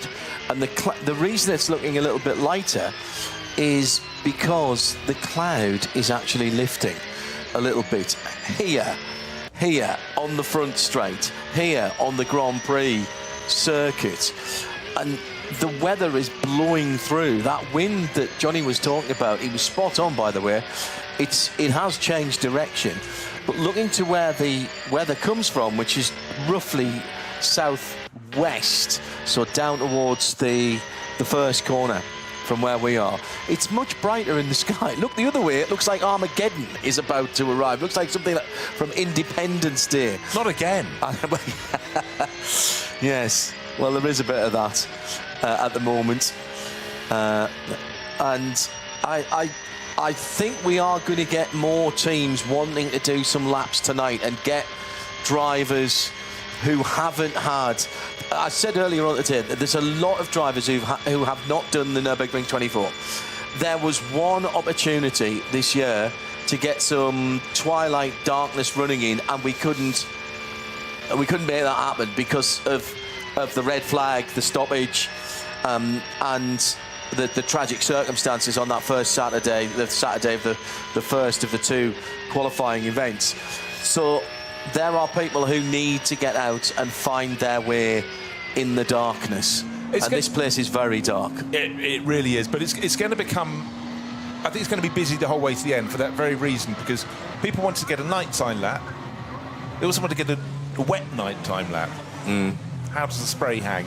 Whatever. So for a lot of people, and I thought it's very interesting, Kevin Estre saying he hasn't had a wet lap here at the Nürburgring for over a year, because he does do some of the NLS races, he does do the 24 hours. He may then come here and it'd be wet every single time he comes for the next 2 years. It can work like that. But right now, it's seat time. Get the experience. And again, you talked about the fact that the temperature has suddenly risen. That suddenly presents an entirely different feel for the cars. And you'll also see a little bit of inversion if it gets much warmer. This is the wrong time of night for it. It would normally be later into the night or earlier into the morning, depending on which way you look at it. But when you get that inversion, that's when the fog comes. And that is a race stopper here. It's one of the few things that it would be stopped for. The flares up on the far side of the circuit as well. I just want to say a quick hello in Austria to JG. Hello, Johannes. He is trying to avoid the Eurovision Song Contest in Vienna. Me too. Didn't even know it was on. Who's playing? Yeah, exactly. Everybody. Mozart.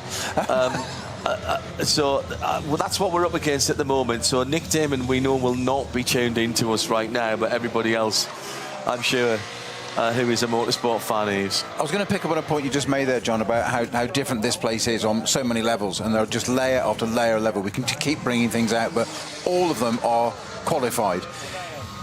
Le Mans, it's a 24-hour. I'm talking 24-hour races here. Le Mans, it's dark, yes, but it's also fairly lit. It's flat. It's relatively boring. I'm going to be shot for that one, I know. Spa, you have contours, but it's still got the pit area. It's relatively lit. Yes, you go out of Eau Rouge into Radion, it goes into the darkness and whatever. This place is 25 odd kilometres and 100 and plenty corners. Uphill, down dale, how many changes of contour and gradient and whatever. And also the other thing is minimal runoff. And not 4 classes, not 3 classes, not 2 classes, 23 classes with massive speed differentials, all of which the top drivers you're talking about, the extras of the world, that haven't driven in the wet for over a year, have got to encounter and deal with all the time. A lot of people will be tuned into us either listening on RS1, part of the Radio Show network, Radio Show Limited network around the world, or watching on Nürburgring 24's official YouTube channel here at the 54th ADAC RAVENOL 24 hours. Thinking, why do we not see safety cars? Why do we not see full course yellows, neutralisations? It doesn't work like that here. We use slow zones, we use double waved yellows, code 120s, code 60s, and those are the speeds in kilometres an hour that you're allowed to do through those zones. It's all monitored by GPS, and therefore people can and do get penalties. And here are 2 penalties, just to underline that. So the number 941 Porsche Cayman GT4, the 992 Club Sport car. This is the Airbacher Van der Schneef family outing and Rysinski machine. They were exceeding the maximum speed limit in the code 60. So on Saturday, after the first lap, they will have to come into the pit lane and stop for 45 seconds. Now that is one of the cars that is down in the classes, but it can happen to everyone. We've got the Walter Streichek car as well, which is the E89 Z4 BMW.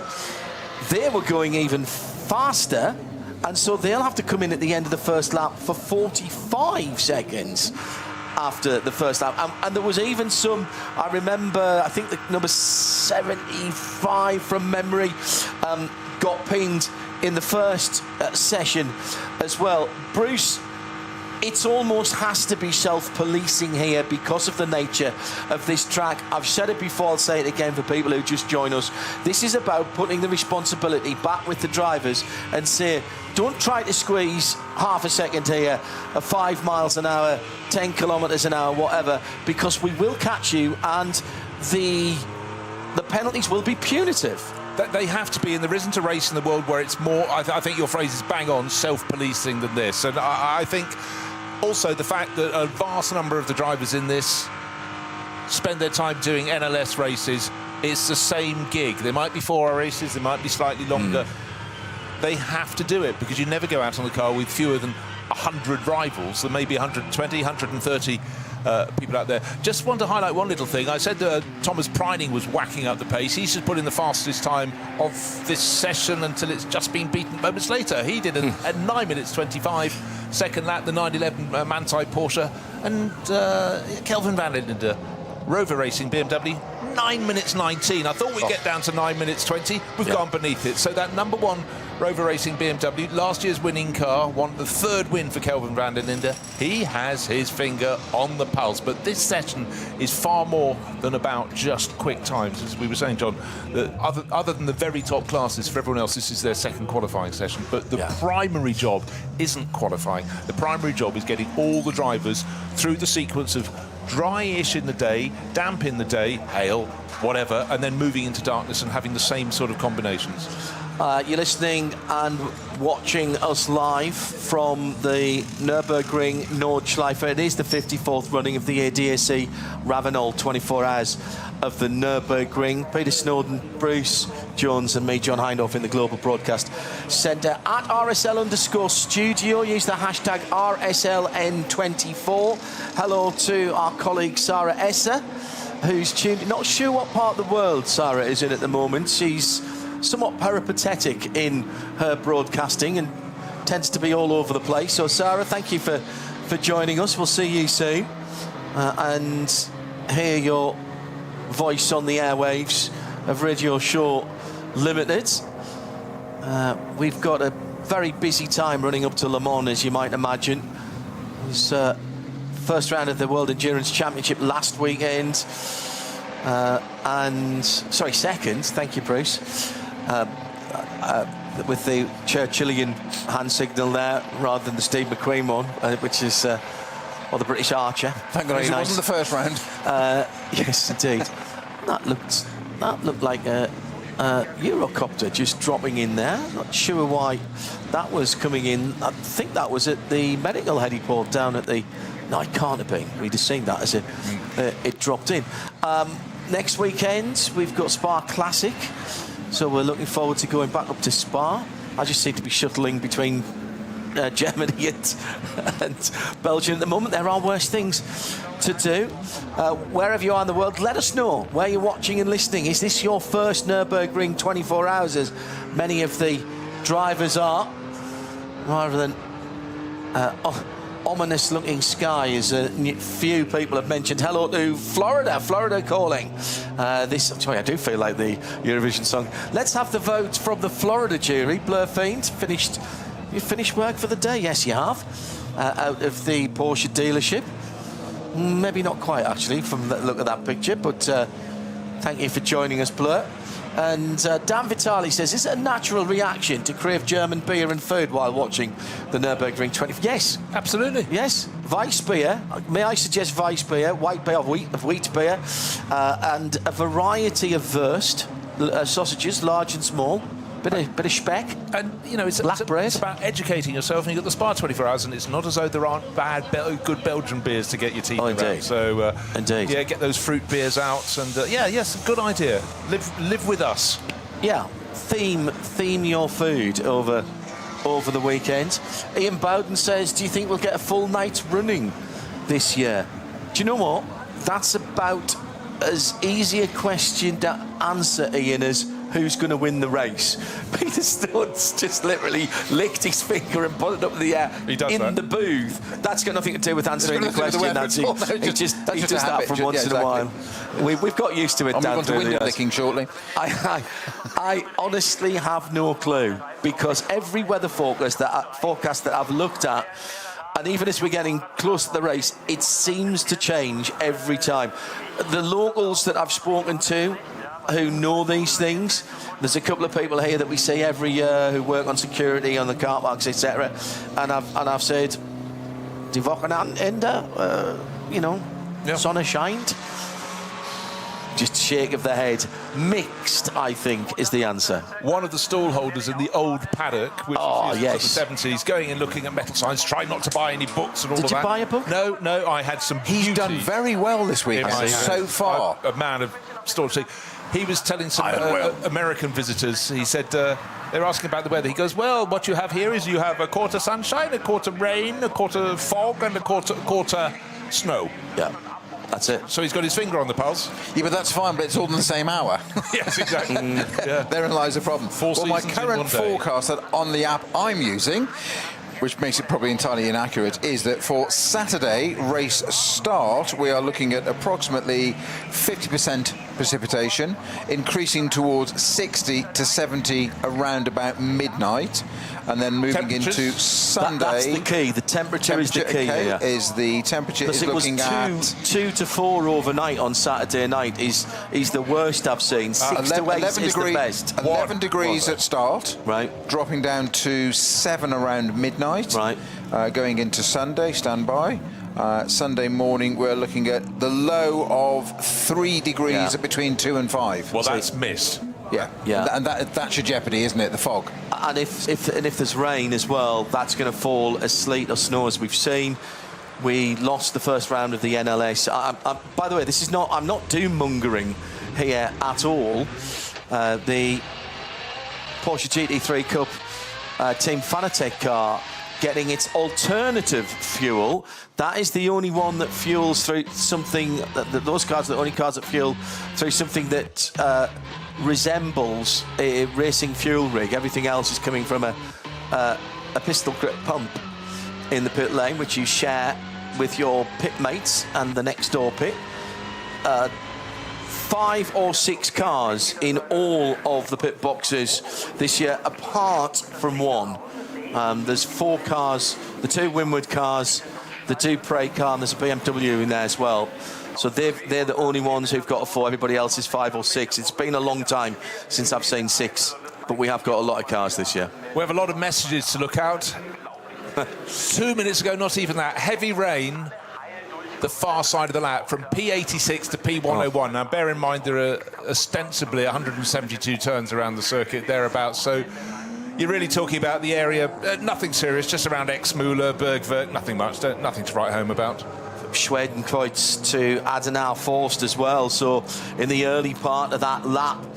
So I wonder if we'll see a few cars now, gentlemen, peel back into the pits with the drivers having done what they need to do and get out and do some laps, get their eye in, as it were. But you don't want to risk the car. We've seen already one withdrawal with an accident today. The GT tyres, Porsche, the number 146, the all-female crude car coming across on the Grand Prix circuit. That was even before we got out onto... It's irony of irony. Oh, absolutely. The most room that you've got, the most runoff that you've got, and came across the number 900 Black Falcon Porsche that was having its own issues. I think there was an engine bay fire in that. We never really got the bottom of it.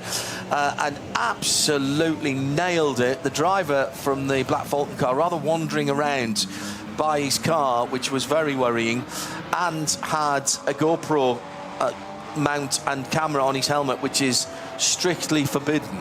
And I suspect there may be some sanction there. Talked to the GT team, and the stewards are not putting any blame whatsoever on their driver, and that's official.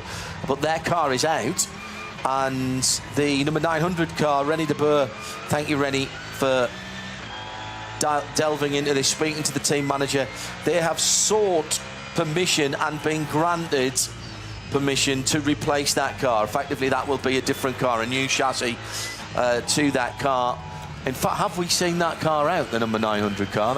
Well, while you're looking at that, John, you were talking earlier about non-respect of Code 60. Now, the first of the main players has just got the 45-second stop-and-go penalty for the start of the race. That is the Lion Speed GP car of Carl Tilley, Jake Hill, Patrick Kolb, and late signing Max Hoffa. That is going to hurt. That's going to really sting them big time. And Jake Hill has certainly been setting some good times in that car. He's still getting used to the car, getting used to the circuit, but that's going to really put them on the back foot. Number 18, Lion Speed Porsche. Well, on that note, about an hour ago, Simon Hill, Jake's dad, who's a long-standing mate of mine, has just sent me unsolicited, because I try and ignore him at race meetings. He's hard to ignore, in fact. Exactly, very I've well. known him a very long time. That's where I was going. Hello, Si. So he didn't bother with hey, Snowy, hello, or anything like that. He just came up with purple sector 3, first time ever in the wet, exclamation mark. Jake, first laps today in the car, now 9:44. First ever laps in the wet, didn't get a lap in this morning. He liked it good and wet. There you go. 50% of Jake Hill's victories in British touring cars, of which he was champion, a couple of seasons ago, 50% of his victories were in the wet. Look, the lad can drive in the wet. There's I can expand on that. He does a lot of historic racing where it always feels as though it's wet because you've got no grip, but he's brilliant. That's a very good point. And when it is wet in historic cars, it feels like driving on glass. Yes. That I can promise you. Or the grass. Mirrors. Yeah. Peter Snowden speaking from bitter experience there. I think the 900 car must have gone out. I actually can't find it, but all 161 cars are listed, and it's not one that's greyed out. Yeah, well, they did say it was going to come out in this session. Yeah. I'm also squinting at my screen. We've got 161 cars that came out, which is one more than we had in first qualifying this afternoon. The Hoffa Racing GT3 Cup car, the 908, that hasn't come out. We know about the GT car. We haven't seen also the HRT Ford Racing Mustang.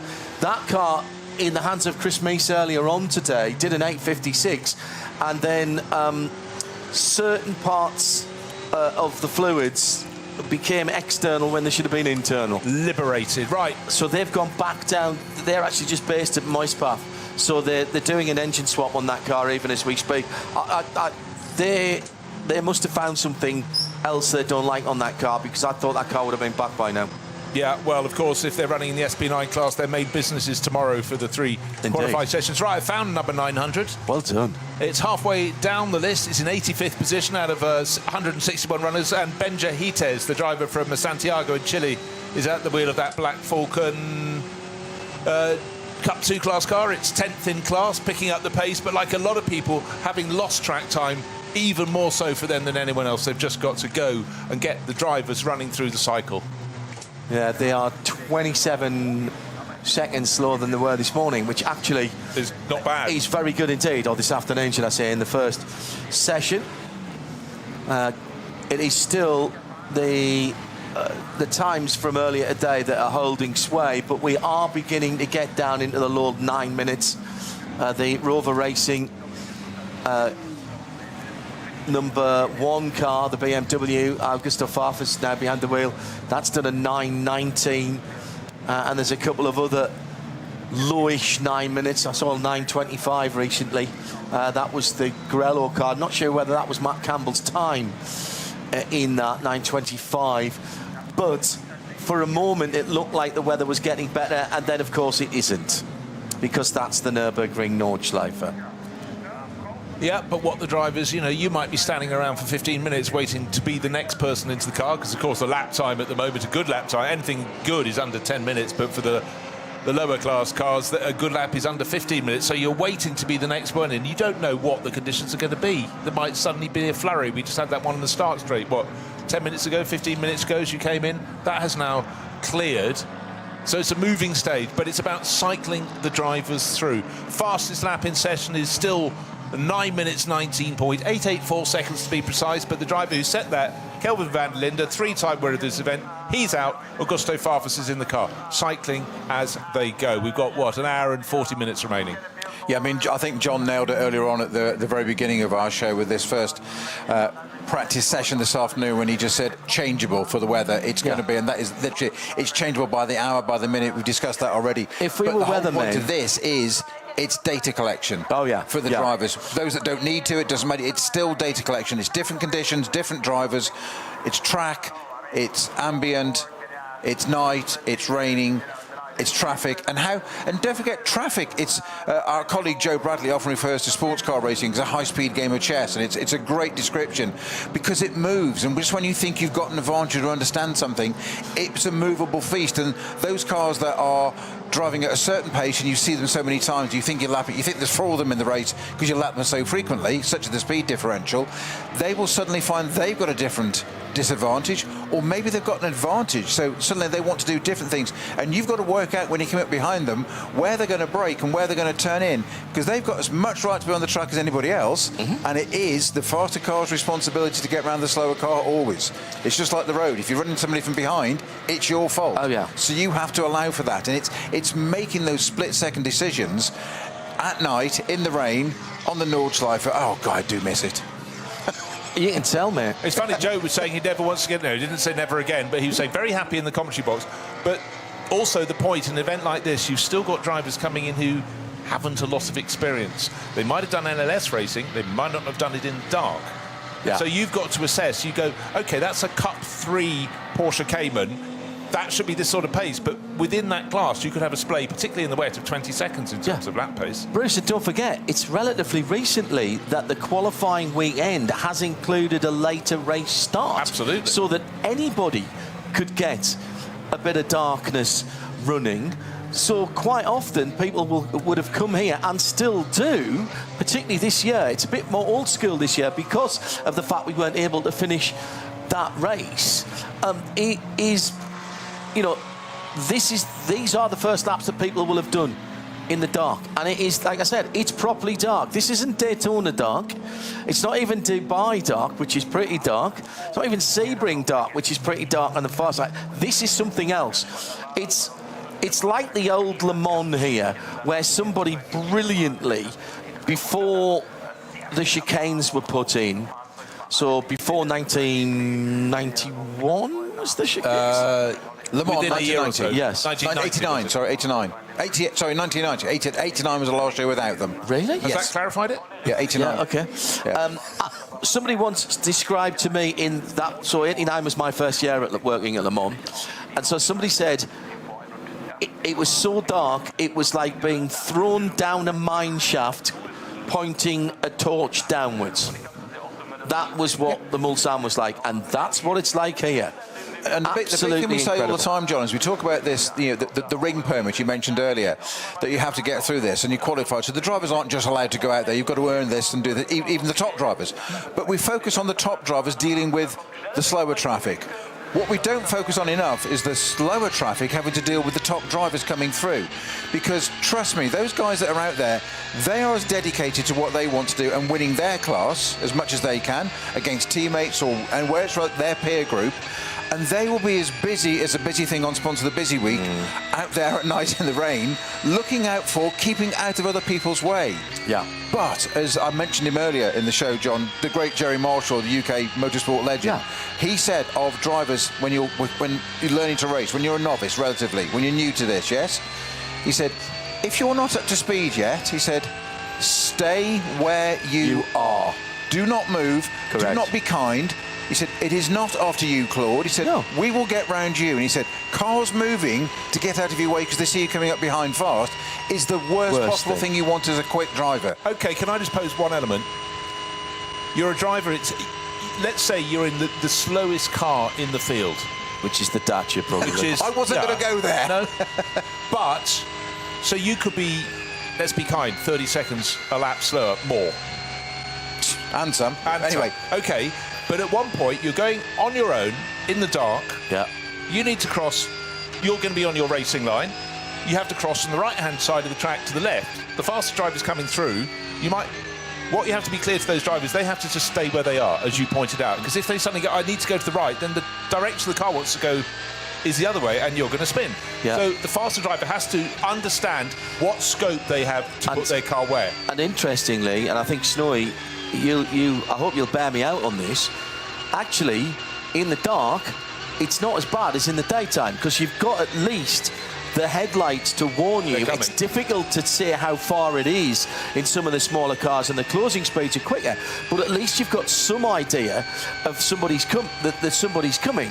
In the daytime, it's like riding a motorcycle. You check over your shoulder, you check over your shoulder again, you check over your shoulder again, and then you turn in and you've still got a GT3 car right alongside your door panel because the speed differential, you know, round some of these corners, the GT3 cars have got so much more downforce, so much more even mechanical grip, that they are turning in at speeds that are unimaginable for what is a fairly unmodified Cayman or that Audi S3 we're talking about, the Dupre driven by human beings, who are driven by human beings, not aliens. Not always.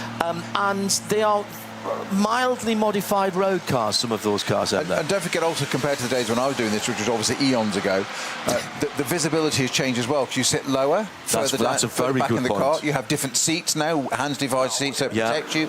You have very little peripheral vision. You have a hands device on, so you have limited movement. So that is even exacerbated at night. But also on the other side of that, which is something else, another thing these drivers have to take on board, another layer of information is GT4, GT3 cars have got to now have cameras on board inside. Yeah. So you'll have, it's almost like if you watch Top Gun back from the mid-80s, you get missile lock and it's green, it's red, and it beeps and it goes green. Yeah. As the cars get closer to you, they will tell you where they are, so you can see a car behind you. Get a little arrow. And it's being filmed. Yeah. Almost, you know, the mirrors can be used for shaving. I jest. But there are those cameras. But how good they are at night. Years ago, we used to do literally just put layers of tape across the rear window at gaps to break up the headlights coming up. But the point John makes is, you're at night, you see those headlights coming up, okay, you're aware, but there's always going to be headlights behind you. Pretty you much. don't know which ones are, have you just passed, or are they coming towards you? That's a good point. Good evening to our colleagues at First Tickets, Brian Sheehan, who's packing Le Mans 24 tickets and various bits and pieces to the thousands that will be making that pilgrimage to another 24-hour race in, what, a month or so's time, really, now. That's all we're talking about, middle of June, as ever. Brian, our travel partner at Radio Show Limited. Thanks for all the help again, Brian, to get down here with the team. And also, great thanks to Ford UK and Genesis UK as well. This is the first time that I've done a WEC and Nürburgring with 0 emissions. Well, I say I mean the car I'm driving in, clearly. Well, I think that was worth clarifying. Yes, I'm glad we with the moved on from that sauerkraut, quickly got to anyway. say. Yes. And the Open first. that window, Jones. Yes, absolutely. So thank you for that. Hello to Dave Alcock. Wasn't there an N24 a few years ago where we had heavy hail that was so bad the cars couldn't climb the incline and got stuck on the track? Yes, that's right. I think about the only car that got through it was Darren Turner. It is heavy, heavy rain on the far side of the circuit. One of the GT3 Cup cars, which is a Cayman, just coming into the end of the lap now. Yes, that will turn the fuel one. 632. 632. It's Steve Brown. We saw it going from the pits. Remember, you were commenting it refuels elsewhere. I just want to pick out a point. When I just was trying to do some maths, I think my maths ability's got out the window this evening. I said, the fastest car to the slowest should be about 30 seconds. Thought it was more, couldn't think what it should be. It's 3 minutes 53 seconds. Yeah, there you go. To the VW Sirocco 477 has best racing. But that's in the VT2 class, VT2 front-wheel drive. But nobody is going to be picking up the pace at all, because certainly the last third of the lap, it's very wet indeed. You can hear it jumping onto the track, off the track cameras. Lance David Arnold's just been talking down in the pit lane. He's out of the HWA, one of the HWA Evo R's, those throwback retro styling cars, very much up to date underneath the skin, the 61 car. He said it's very special when you go out for night training. Don't always have the opportunity to ride in the dark age. It's the point we were making. We like to check the lights are properly adjusted and what the conditions are like outside. Then you come in to find no standing water, and there were even a few dry patches. I really enjoyed riding in the rain at night, but you have to build up the confidence first. And by the way, the lighting on those HWA Evos, they are so cool, the triple lights.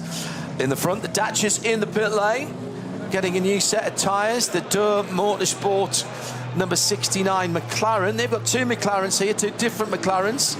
That's the Bitburger car, and that's very much a local sponsorship. Bitburger and Bitburg, Bitter ein Bit is what they say around here, and that's what, not half an hour, 40 minutes from where we're sitting now, Bruce.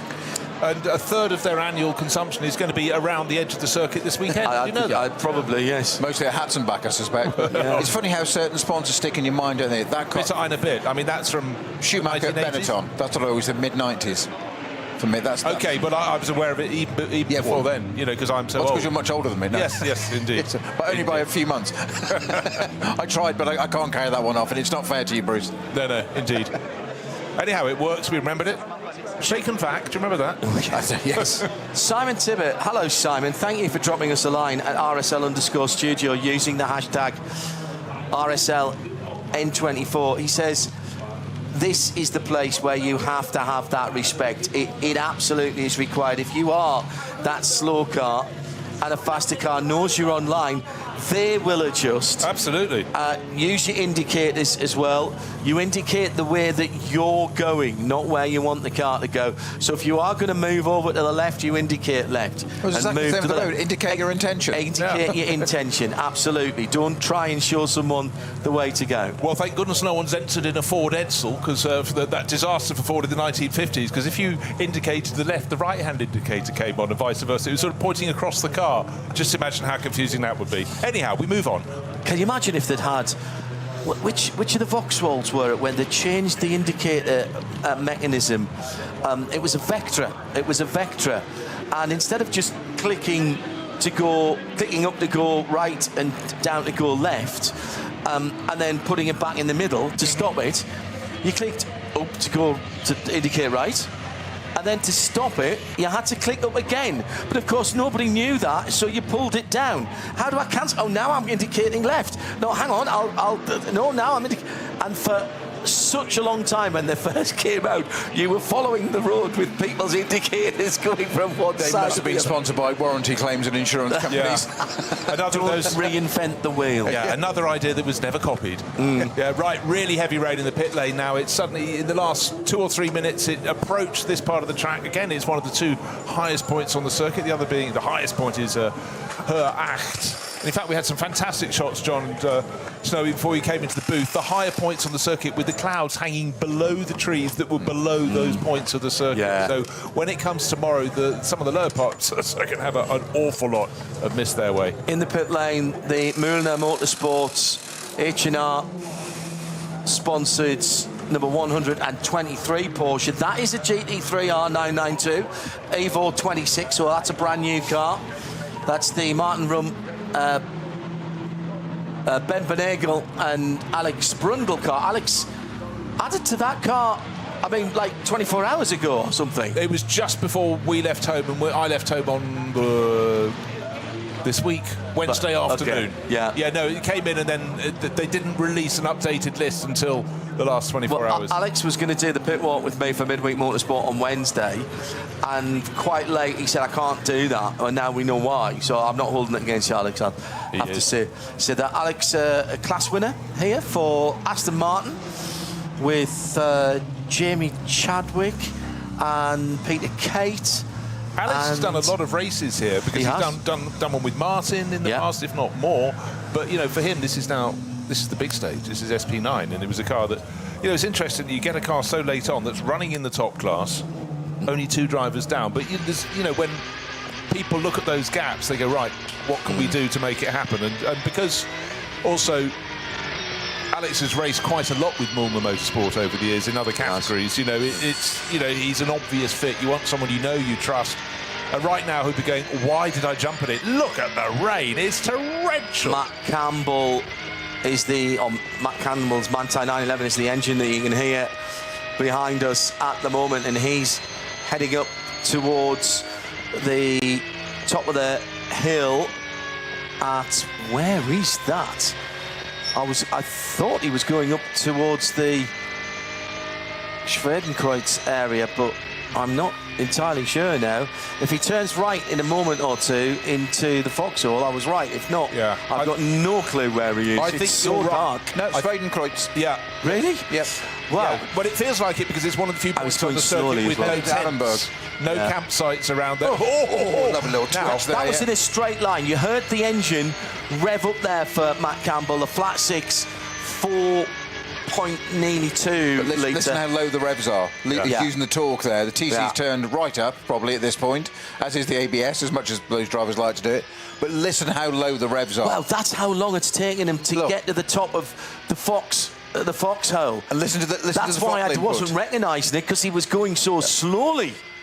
Good heavens! Now coming down the Foxhole, Fuchsrue. Slight front end twitch there. It's if you're at the absolute edge of aquaplaning there.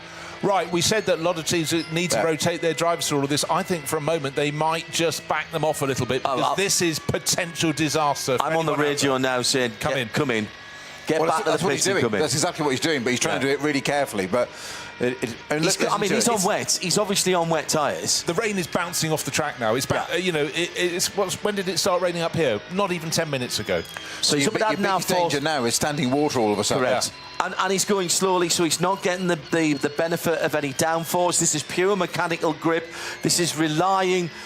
Good heavens, he's come out of Adnar Force and climbing up again here, but the standing water, the puddles, there's a lot of resurfacing that's gone on here that has smoothed out. I heard you guys talking about it earlier, Bruce, that has smoothed out various areas. It's not necessarily any more grippy, and it's still quite new tarmac, and you can just see a little more reflection on the track. This is the sort of weather that when I'm out on my motorbike, I park the bike up and stop, because this is awful weather for motorbikes. So now starting to come down the hill again. Yeah, Normally down to it'd be- Verstappen. Yeah. Yeah. All the way down the hill to Verstappen. So 3 right-handers here, and he's ticking over. He's literally surviving this at the moment. Earlier on, Peter, when it was drier but cold, and Kevin Estre was out there doing his thing, which he does very, very well, even then you could see him struggling with the front end of the car. Generally speaking, you'll get, in a rear-wheel drive SP9 car, you'll get heat into the rear tyres of whatever manufacturer that is, but the fronts will cool down the quickest because there are some quite long straight stretches here, and you can't keep the heat in them. And one of the biggest problems with the mentality of a racing driver is they've never been taught to drive slowly. So this is absolute torture Purgatory, yeah. for him, because he doesn't want to do it. And the problem is that you'll do it and you'll think, I'll be sensible, I'll talk to the team, I'll do that, so and so, and then all of a sudden you'll just want to put a few more revs on, and it will just spin up, or it will lose and you've suddenly swapped ends, and then you've got to explain to everybody. And Okay. it is one of the most difficult things to do in a car. 100%. So what we've just had is how many cars in the top 20 are in the pits? All of them bar 3. So one of them is Matt Campbell, whose car is currently 5th on the list. The number 3 Mercedes, Danny Juncadella was in it. He just got out, and then put Max Verstappen in it, who's just got out. I thought even Max, who needs to gain experience of how wet can be, they've decided no. Well, frankly, it's got to be wetter than Otter's pocket if Max Verstappen gets out of a car. Well, yeah. But you don't risk it. By the way, thanks to Johannes, you mentioned the Bitburger livery and what it made you think of. Then it's done its job, because it's a that car, that McLaren, is a tribute livery to the Michael Schumacher Benetton. There you go. So, I didn't know that, so there you go. It's blue and yellow. Just check the underside. That's all I'm saying. Just check the takeoff. Yeah. Roxy. controls. Has it got launch control as Oh, well? I was trying not to go there. I was trying to set you up. Roxy says, I did some laps of the ring in my BMW M2 last year in the wet, and it was terrifying even at slow speeds. I can't imagine doing the speeds the SP9 class are doing in the wet, in the dark. Incredible. And that is the other thing about this place. 2 things that has made this place legendary. One is undoubtedly Gran Turismo, from the very start of Gran Turismo. More latterly, the other simulations like Assetto Corsa and iRacing, of course, have scanned the track as well on a number of occasions. The other is that you can come here, and on the tourist driving days, tourist foreign days, you can come out and do the Nordschleife, not necessarily down the bit of the Grand Prix circuit that we're using this weekend, but come off Tiergarten, turn right, and go down to the Sabine Schmidt's curve and do it yourself. By the way, it would have been Sabine Schmidt's 57th birthday today. Much missed, as ever. Every time I come here, I can't help but thinking about Sabine's smile and her good humour. Worked with her a few times, and never knowingly underpartied or underprepared was Sabine. She was brilliant. We were having a Everything. little look back. We're talking about how teams almost all have 4 drivers now. Yeah. She was one of the last people to win in the 3-driver lineup, and that's 1997. 7 or 6 was it? Yeah, she had 4. She had 4 drivers in the car in 97. 96 when she won it the previous year was Sabine Reck, of course. Yeah. That was her maiden name. 3-driver lineup. Before that, less rare, and in the very early years, 2-driver lineups. I heard you talk about that. I can't even begin to imagine 2 drivers in a touring car round here. No. That, to me, Peter, that's just insane. That's the days they did it. You think about when it started in 1970. That's how it was, wasn't it? I mean, Niki Lauda won it in 1973. Was it the first 4 years were all BMW wins? Yep. Yeah. Porsche, 3 Porsches, 2 Fords, 3 Fords, 4 Fords in a row, and then it went back to BMW again. If I'm right, it's wasn't it a 2002 that won it first time out? Yep. Yeah, And the second time, then he went that's to a tiny. That's in the historic races now. That's a tiny little car to run around here for 24 hours. Nothing like these monsters we have now. But that's evolution. That's 54 years of progress. There are very few people out on the circuit. Matt Campbell still working his way back. Alexander Sims in the Scherer Sport Audi R8, the number 16 car. We've got the Hankook Porsche Porsche, number 30. Probably about still 40 out there. cars. 40 cars all in, and Just that as number is dwindling with every lap. Sorry, Bruce, just a matter of interest, John, Bruce, both of you. We were talking about the 911 Porsche. Who's at the wheel of that at the moment? It was Matt Campbell. Matt Campbell. He is still making his way Yeah. back. Yeah, He's that's what I said, just come through. I think he stopped for a barbecue, on the actually. Dottinger Her. He's bringing that car. Because the point is, this session now, this is why we're saying so many cars in the garage now. Frankly, when it's this heavy with rain at this point of the weekend, I know it's not much fun for us or spectators, but there is not a lot of point in There's circulating. nothing, you're not learning anything. There's more at this to be point. lost than there is to be gained. What was it? In the blink of an eye. A very good friend of mine who used to work for, when it was Pratt and Miller, rather than just Pratt Miller as it is now, always said, we don't need any more practice on how to fix things, Yeah. except he didn't say things. He used a slightly more colourful words. Stuff. Yes, nearly. Yeah. And, you know, fair point, well made. And Ron Fellows, also of Corvette Pratt & Miller, always used to say to me, in endurance races in particular, having a bit of patience and taking your time to do something, whether it's get back to the pits here, whether it's wait one corner or two corners to make the overtake. Okay, that might lose you 5 seconds on a normal racetrack. Round here, it might lose you 2 minutes. And he always used to point at his pit crew and say, those guys are the best in the business. There's not much that they can fix in 2 minutes. If you've broken it. Yeah. There's an old adage I was taught when I first started doing this malarkey, and I'm sure many more before and many after were told exactly the same thing, and it still rings true no matter half a century on. Sports car racing, endurance racing is all about stay out of the pits, stay out of trouble. Yeah. But by the way, the engineer that I was talking about was none other than Dan Binks, and his son has moved into the family business, I guess you could call it now. I reckon there's, in the top 30, there's only 4 or 5 cars still out there. The Durham Motorsport McLaren is still out there. But let's talk about the last lap that the Hankook competition car did. So they've come past. So the Hankook competition number 30 car, which at the moment, which is the Porsche, which has got Jong Young Kim. yeah, Jong Young Kim behind the wheel, Korean driver. That last time was a 17 minute and 14 seconds. God, that's my time in the dry. 17 minutes. Yeah. And that is because he has literally been bringing that car home at the absolute most careful he can do. Right, wind it forward from Thursday night to Saturday night. If it's like this, they're not in the pits. They're going to have to just be out there Correct. doing their business.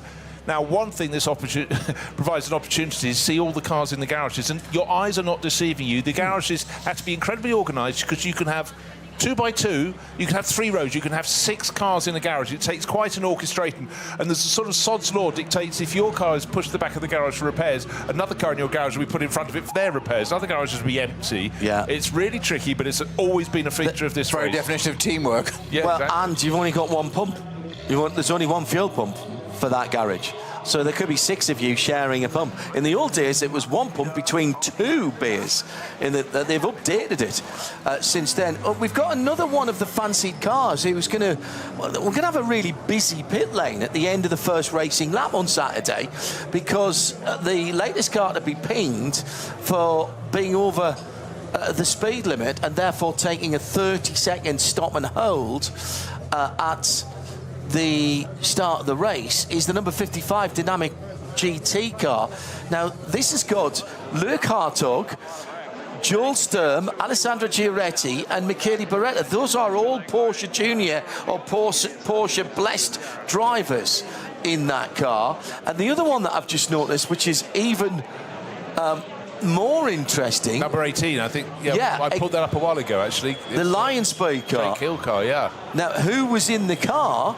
Well, you can't tell because the trouble is that was issued 21:44, so just over half an hour ago, but it's not going to be an instant penalty, is it? But it's 2 penalty points on the licence as well. There's been a few now Yeah. where we've seen some down in the classes as well. You were saying, John, earlier about those penalties for speeding under the code 60 and whatever, and I nearly added, if you didn't mind at the time, of what they're doing there is, that's a warning. Of course it is. That's literally a warning of, we're watching, you've got away with it, because it's not too much of an overspeed. However, you know, we are watching. Well, and let's remind ourselves, in NLS races and indeed in the 24-hour race, we have seen drivers being called back to the pits and told to get out of their car, hand over their permit, which is then shredded into tiny little pieces, and they've got to start the permit process all over again. Now, if you've got 4 drivers in the car and you go down to 3, then you can probably continue. If you've got 3 and you go down to 2, you can't. And we had that exact thing happen in one of the 4-hour races in the early part of the season. I'm still trying to see whether the 67 still hasn't. The HRT Ford Racing Mustang, sorry, must not start with the number, still has not got back to the pits from the HRT Ford Racing base, which is just up the road at Mice Path. And if you are just joining us, other cars you will not, another car that you'll not see for the rest of this weekend is the GT Racing number 146 Porsche. That was involved in an incident earlier on today, not of their making, but that car's been withdrawn. And that was an incident with the number 900 Black Falcon Porsche, which has been, effectively the car's been replaced. It's still wearing the 900, but it is not the car that it was this morning. BMW with the M3 Touring, and that effectively is the M4 GT3 running gear with a body that's, I mean, there's hardly a panel on that car that is the same, and it's the Touring, it's the estate car body, which does actually give you a slight aerodynamic advantage, I've been told. Yeah. And they've got a honking great wing on the back of it as well, because it's in SPX. Yes, it's sort of imaginary formula, but remember, we have had estate cars going very well in touring car race with the Volvo 850 quite a while ago now. The Subaru won the British Touring Car Championship as an estate car. I'm still going back to the Peugeot 806 Super Touring, which was the one-box MPV, which had the Super Touring, so it would have been the 406 underpinnings, maybe, of the Super Tourer, and with the boxy body on, it did the Spa 24, and it was up for sale 2 or 3 years ago, maybe a little bit more than that now. I remember talking about it here. About how much fun this race would be. They would find a class for that in this race. Yeah, I mean, it's always been a nature of something they do, and Creventic, famous also for creating classes, so people can go racing as well in the 24H series. But this really is such a melting pot, and I love some of the liveries. Just a short while ago, looking at a car that could only come from Texas in terms of its livery. It's running in SP10. It's a BMW M4 GT4, draped like the tricolour flag of Texas. Judson Holt, Dave Ogburn, Denny Stripling and Charles Russell Turner out waving the stars and stripes this weekend, but more than that, waving the flag for Texas. Great to have them on board. Just getting some news in, actually. Matt Campbell was out there competing his mandatory laps. However, hearing from Porsche that the Australian right now is only a reserve driver. Well, he was a very late entry. Yeah. So if everything stays the same, he will not drive in the race. Okay. So he's there, but he still has to complete his mandatory laps. Of course, that's the thing. The Falcon Porsche number 44 is the one that has completed the most laps. They've done 18 at the moment. And here's a great quote from Patrick Niederhauser in the Lamborghini Huracan, the number 84, the Red Bull Racing car. He said, in the heavy rain, we actually were out on intermediate tyres, which worked relatively well for most of the track. But when I arrived at Schwedenkreuz, I was doing 40 kilometres an hour and still aquaplaning. That was a bit hairy for a moment, says Patrick. master of understatement. But generally, I'm happy with the car in the rain. We weren't quite as competitive as we would have liked, but otherwise, we're on the right track and well prepared. Master of understatement. I just love the idea of this torrential rain and going out on intermediates. What could possibly go wrong? You test them. Different. Exactly, yes. What do we think then? Where's the crossover You got the point? short straw on that one. Well, you go and find out. Dear me. It's scary enough in the dry and the daylight. Just being joined by one of our colleagues, Carla Velti, who is working for Nitro this weekend. The live stream. Oh, the German live stream. Okay. All right. So you can switch over and listen to Carla. I thought I heard your voice on the PA earlier on, so I did hear your voice on the PA earlier on. Rather confused me for a moment. They asked me, but my German was too rusty. So rustic, yeah? I'm sure that is not right. It is. We've got cars going out. Close enough. It's Austrian anyway. We got cars going out the pit lane, including one of the BMW Z4s I've just seen going out. The Rover Racing BMW with Augusto Farfus at the wheel has gone out. The Gregorian RT car collection Porsche, the number 4 car, in 17th position, has gone out. That's Alex Fontana, the Swiss driver, well, the Swiss licensed driver, has gone out. They might just be going round, because my late mother-in-law was Swiss. I am now contractually obliged to say Hop Swiss. He's also half Greek, and I was brought up in Greece, so I'll say Yasu. Yasu. Well, in this weather, it's Yasu Nafti, isn't it? Hello, sailor. Indeed. Because it's absolutely... You could be wakeboarding out there. Right, I know it's wet, but how do we get to hello sailor in 2 sentences? Well, there you go. Don't ask. I know it's late. I know it's that kind of show. They might be going around the Grand Prix track and back in at the moment, just to either scrub in some tyres or try something. Matt Campbell and Grello fans, big anniversary for Grello and for Manthey this weekend. They had all of the cars out. Yeah, and they're all in the fan zone. Yeah, it looks great. On the start-finish straight.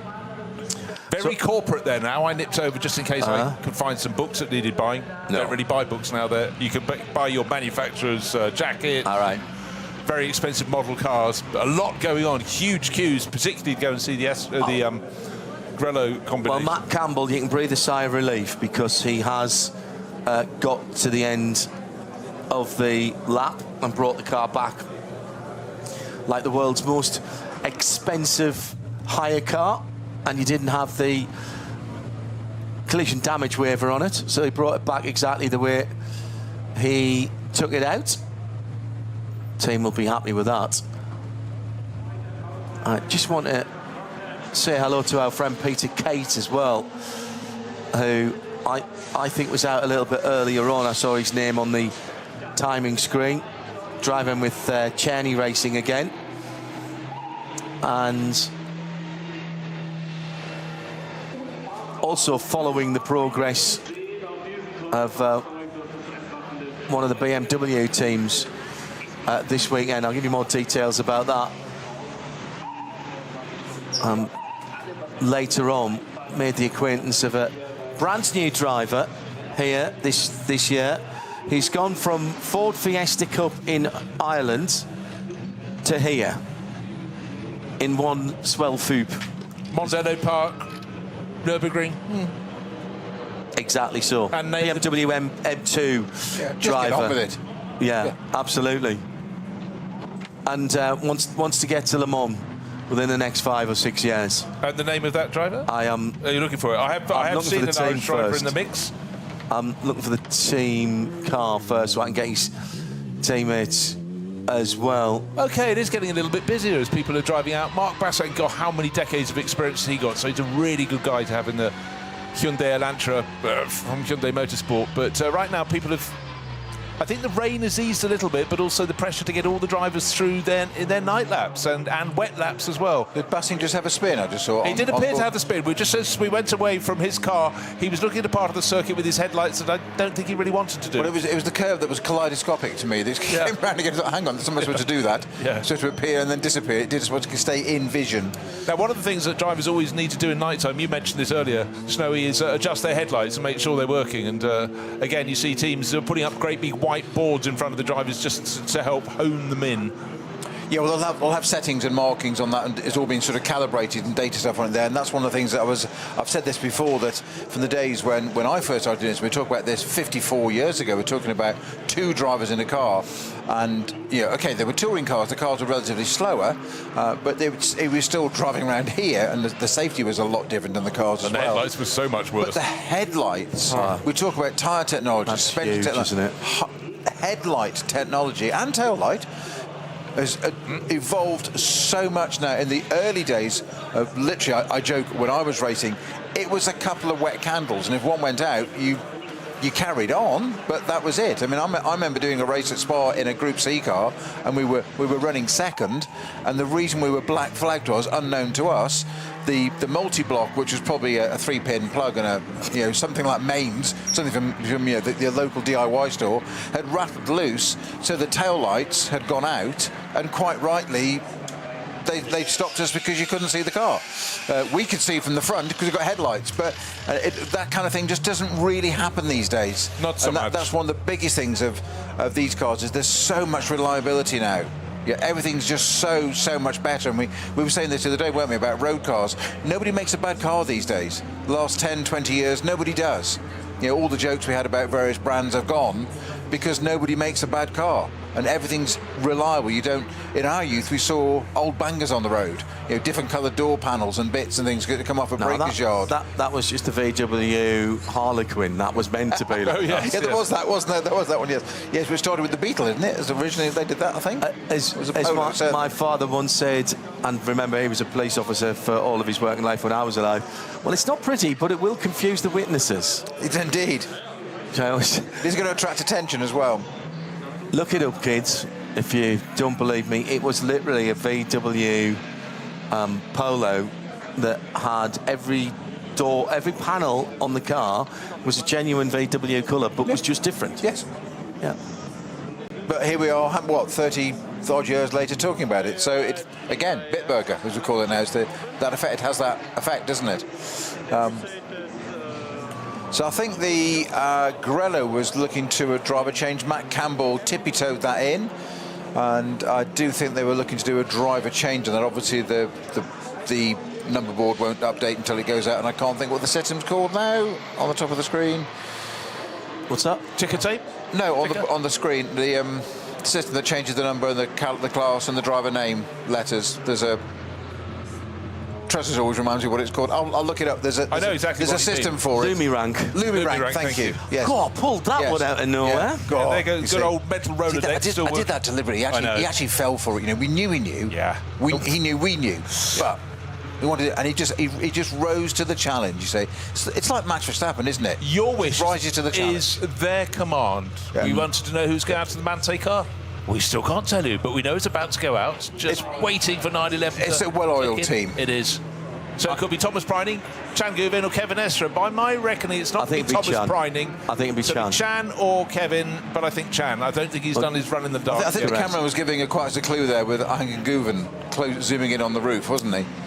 Yeah, was but that no, it was person 387. Preining, yes. Preining, sorry. He's not the only Turkish driver in the race. No, there's a car full of Turkish drivers. Yeah. Now, that car, that Lumirang we were discussing, it's in the top right of the screen. It's got 005, which was its position in class as it came in, and it says CAM Campbell. So that still, even though the driver's changed, of course, that won't be triggered until the car leaves the pit exit, and the new one will come in. Indeed so. Right, so we have reached 10:30, which is my time to go home. If you've got another hour, I don't know how many cars you're going to get on track. Back to Dorset. Okay, all the way back to Dorset. Nice working with you, Bruce. Yeah, lovely, thank you. Enjoy the rest of the time. But don't forget your Eccles cake. I'd never leave an Eccles cakes at home. Right, for a lot of drivers, they can wait no longer. The rain is not bucketing down in the pit lane anymore. It's still raining a little bit, but this final hour is about getting people through their night laps. But maybe a bit like with Matt Campbell, they're going to have to tiptoe around and go, that's the lap, I'm back in the garages. But all is set. And for all the top cars, of course, John, tomorrow we get to top qualifying, and then that is a whole other matter. Yeah, we'll talk about that before the end of this session, actually, just to set you up for tomorrow. Thanks, Bruce. Thanks also to Johnny Palmer and to Joe Bradley, who'll be taking their leave now. And thank you very much to Brakel Motorsport as well, without whom I would have frozen earlier on. Aidan is driving for them in his first Nürburgring 24 hours. And along with his dad, Declan, two lovely people that I met through a mutual friend in motorsport this weekend, and just had the best time talking to them. And I have been sporting one of their sweatshirts, which is... I came desperately underclothed for this. Please, please. It's a family show. I had lots of clothes, but just none of them very suitable. Oh, I see, right. Yeah. In that, I think I only have one long sleeve. Well done. I have one long sleeved shirt. The rest is one sleeve top. The rest is t-shirt. And I didn't bring an outside jacket. And in time-honoured tradition, just before joining a broadcast, Johnny Palmer disappeared under the desk. Yeah. He does this every time. It is a reason to plug in his laptop and his miracle machines that he does. But it does always slightly alarm me that he squirrels away under the desk. Hello, Johnny. He's off now. I know you can't reply right now, but... He's off. He'll get you back tomorrow. No improvements in times, but a few more cars, even at the top of the field, have gone out. Max Verstappen did take the Windward Mercedes out, so they have unleashed him onto the Nordschleife as well. That's his AMG engine that you can hear. And he's just going up towards Flugplatz at the moment. Flugplatz named not because the cars get off the ground, that's a misnomer. It is named because at the top of the hill on driver's left, there used to be an airport, a Flugplatz. And back in the day, the early days of this place, in the late 1920s and through into the 30s, people would fly up here. And there's a code 60 at that point for the 651 car, which is the Adrenaline Motorsport Team Manhattan wheels, BMW M240i, which is currently stationary, according to... Oh, it's in the wall.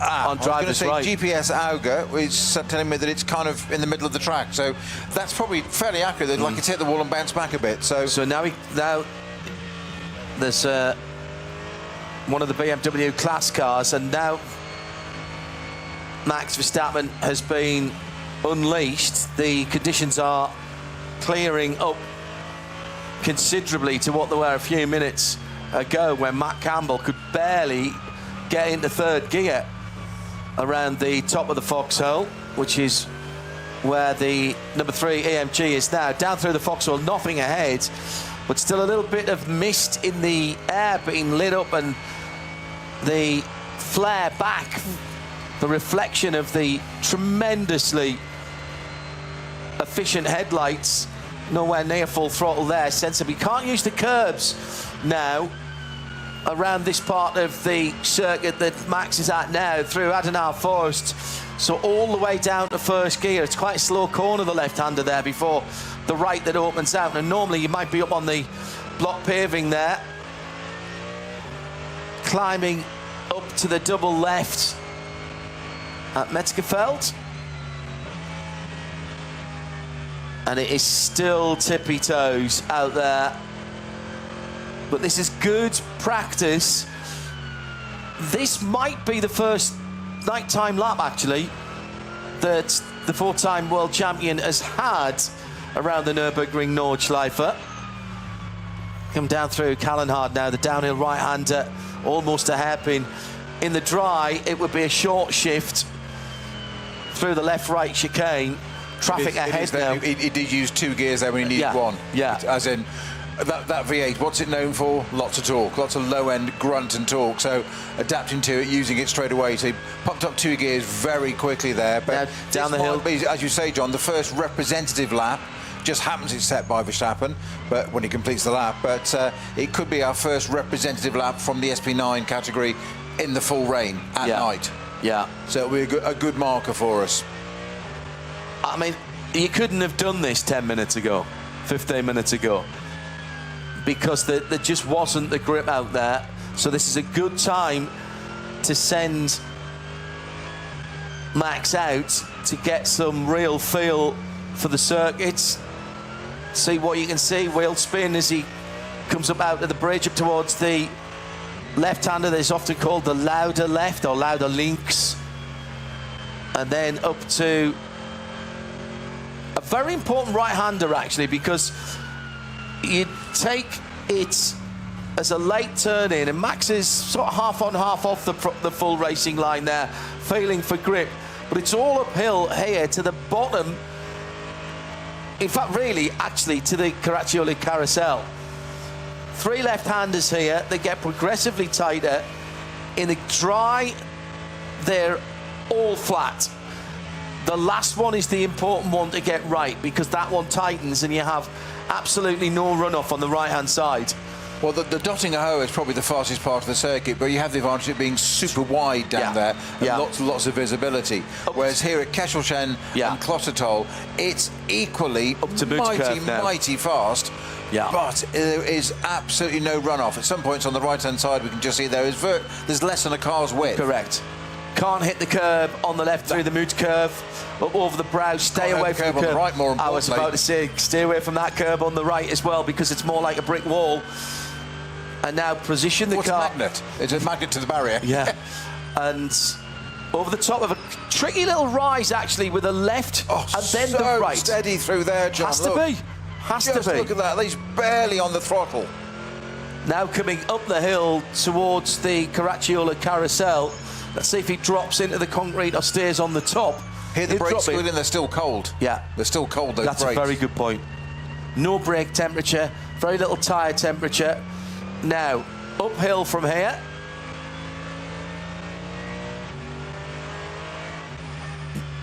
Just a dab of throttle and then off again, because he's got no heat in the front tyres here. None at all. So I think this is his first lap in reality in the dark. He's done tens, hundreds, thousands perhaps laps in virtual reality, but what he's feeling here is the rise and the fall. Over the brow, very carefully. That's normally off the ground. It's the highest part of the circuit. That's normally all 4 off there, isn't it? Yeah, well, before the right-hander. It's throttle off. Yeah. This time through there. Now you slightly drop down. You can use the curb on the right, which Max does even in in those conditions. You come into Wipperman, stay hard to the right here, because you've got to balance the car, and it's really hard. If you get offline here and miss the apex on the left-hander coming down into Brünchen, then you're just going to understeer off to the right-hand side, because the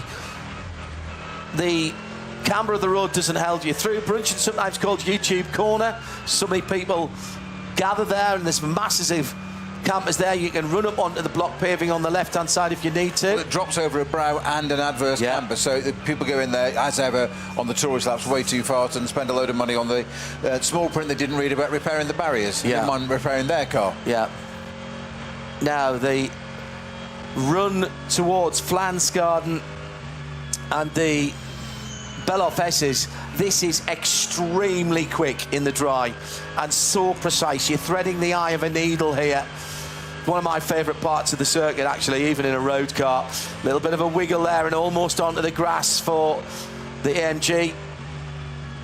Now, just over the top of the right-hand rise that Max is at now. Again, you can use the block paving on the left just to straighten this section out. You're falling down the hill quite rapidly and you pick up speed quickly. Then there's a right-hander at the bottom of the hill that sort of tightens. It's over one of the many bridges that there are here. And then a tricky left at the Swallow's Tail and into the mini carousel, Kleiner carousel. Drop right in the bottom of that. And even now, there are challenges, because you climb quite steeply, actually, into Gallows Hill, and it's a triple apex right-hander. You don't have to hit the middle apex, but you want to hit the last one, again, in dry conditions, not right now, because you want to get on the power early Dodiger Hurt.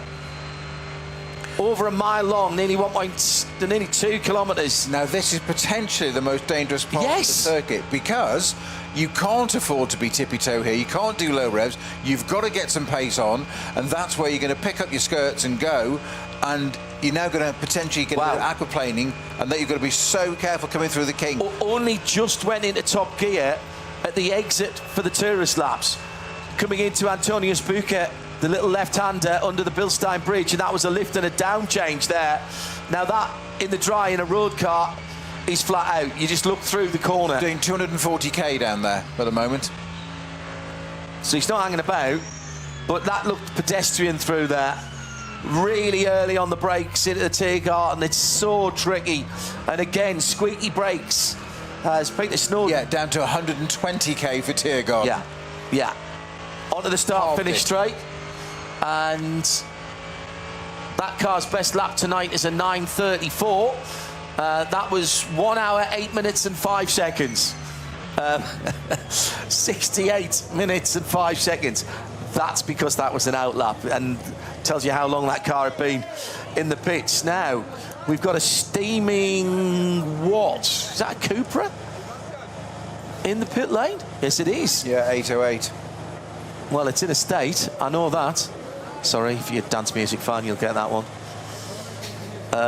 Has got a dry ice vibe about it. That's absolutely. Ibiza, here we come. Oh no, it's a Cupra, not an Ibiza. I'll get all of these out the way right now. So that car being pushed into the back of the garage.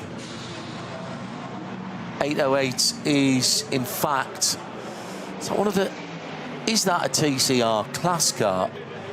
Or it's the Asbest car, is it? Yes, it is. And it is the TCR car. That's the Japanese, Korean, Polish and Chinese, or at least Hong Kong Chinese drivers. And that is in SP3T. Now, the reason you put your TCR in SP3T rather than TCR is because you want to have a different tyre.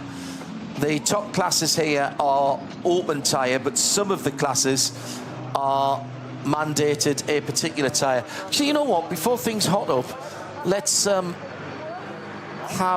a quick shufty at the class leaders.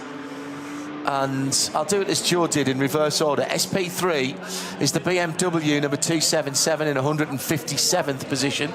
The BMW 325 CI category is the 152 car that leads its class in 159th position. We then go to, scrolling down, the BMW 325i class leader, the number 100. That's in 126th position. And Toyota Gazoo rookie GR Yaris leads the SP2T, the 109 car leading its class. The V5 category is a Cayman, the number 440, no team name there. And SP3T is Max Kreuzer Racing in the GTI Club Sport 24. I watched some onboard of that earlier on. That car was quick, but I'm going to have to check that. I think that might be with being the Club Sport. Is that an all-wheel drive car, Peter? The GTI Club Sport 24. I didn't think we had any all-wheel drive cars in this event. Other than the Audi Quattro. The Other S3. than the Audi Quattro. Yeah, the Dupree car. Anyway, that car is the Max Kreuzer Racing car, the SP3T. It's in 115th place, leads its class, and that's number 10 car. Next class leader, as I'm coming up, is the VT2 Hecker, which means rear drive car, and that's the Ravenol Japan Toyota GR Supra, number 519. The BMW class, which is the M2 Racing, the G87 cars, that's the Valkenhorst Racing, number 898.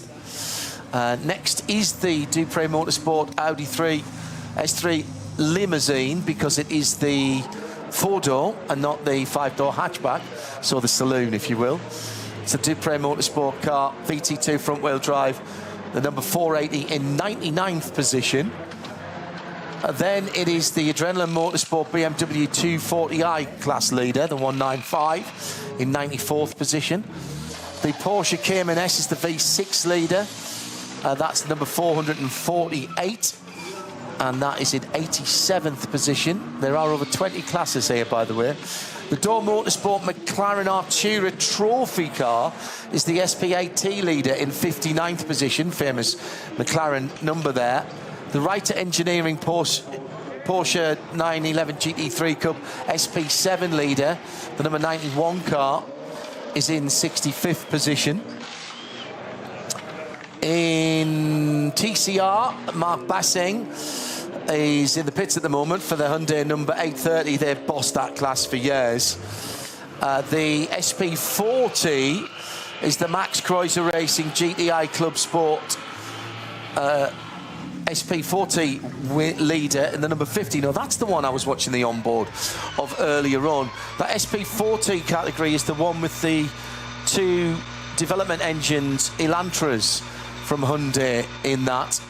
Cup 3 is a 718 Cayman, the WNS Motorsport number 562. That's right at 50. Just one place behind that, Max Kreuzer Racing VW Golf in SP40. The Dirk Adolf SP Pro 992 Porsche, the Manthey car, is leading its class in 47th for number 992 as well. Black Falcon number 632 leads AT2, alternative fueled. That's a Porsche GT3 Cup. The 632 in 43rd position. Just seen RPM Racing's 777. That's Patrick Heisman. And that is the Tracy Krohn car as well, the RPM Racing run machine. They are in 31st position and leading the Porsche GT3 Cup car for 992 Cup class cars. 992.1, I suppose we have to say now. There's none of the new cars here.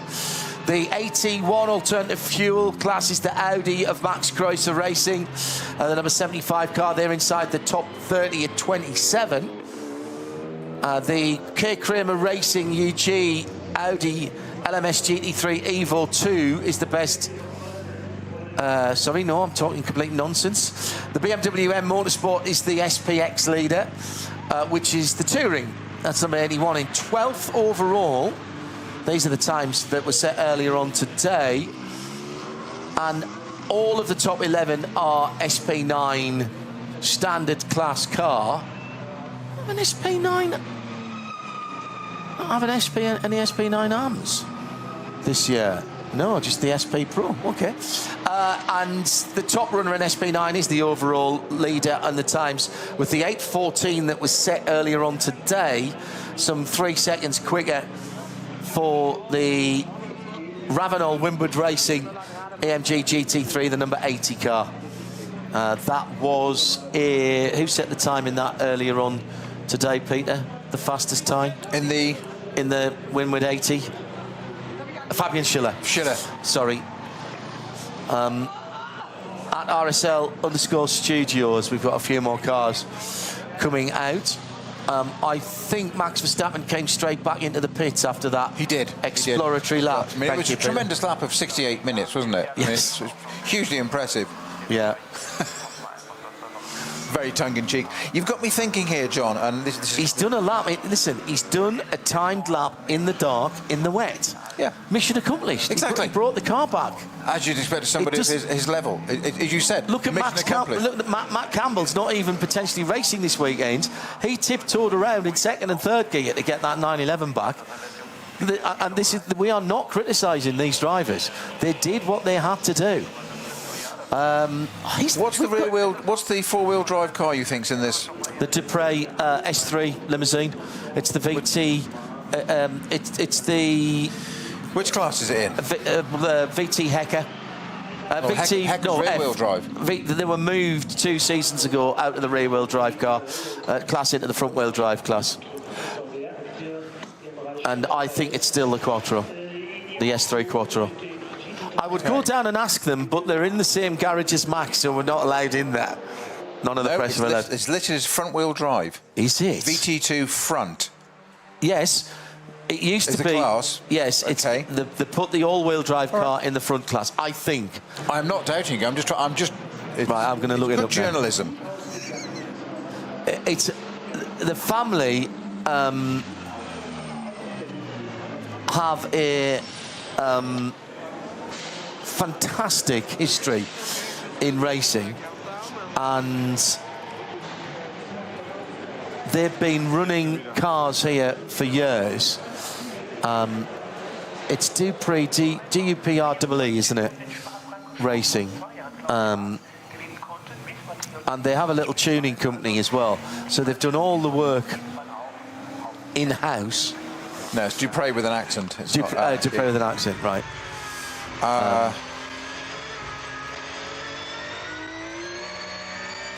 Now, who's that just heading out? That's Alessio Vicariello in the Dunlop Porsche, Dunlop Motorsport Porsche.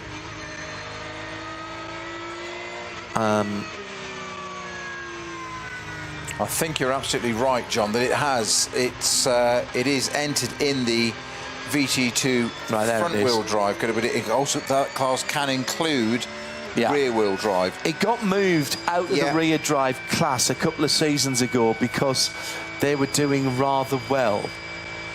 And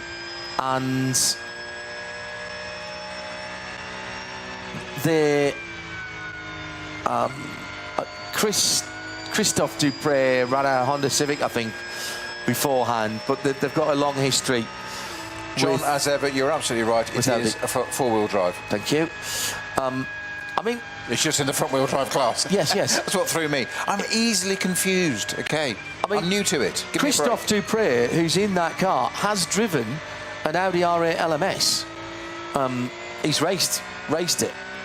And they are lovely people. Go and find them on Facebook or on. And if you are an Audi fan, you will immediately get into these guys.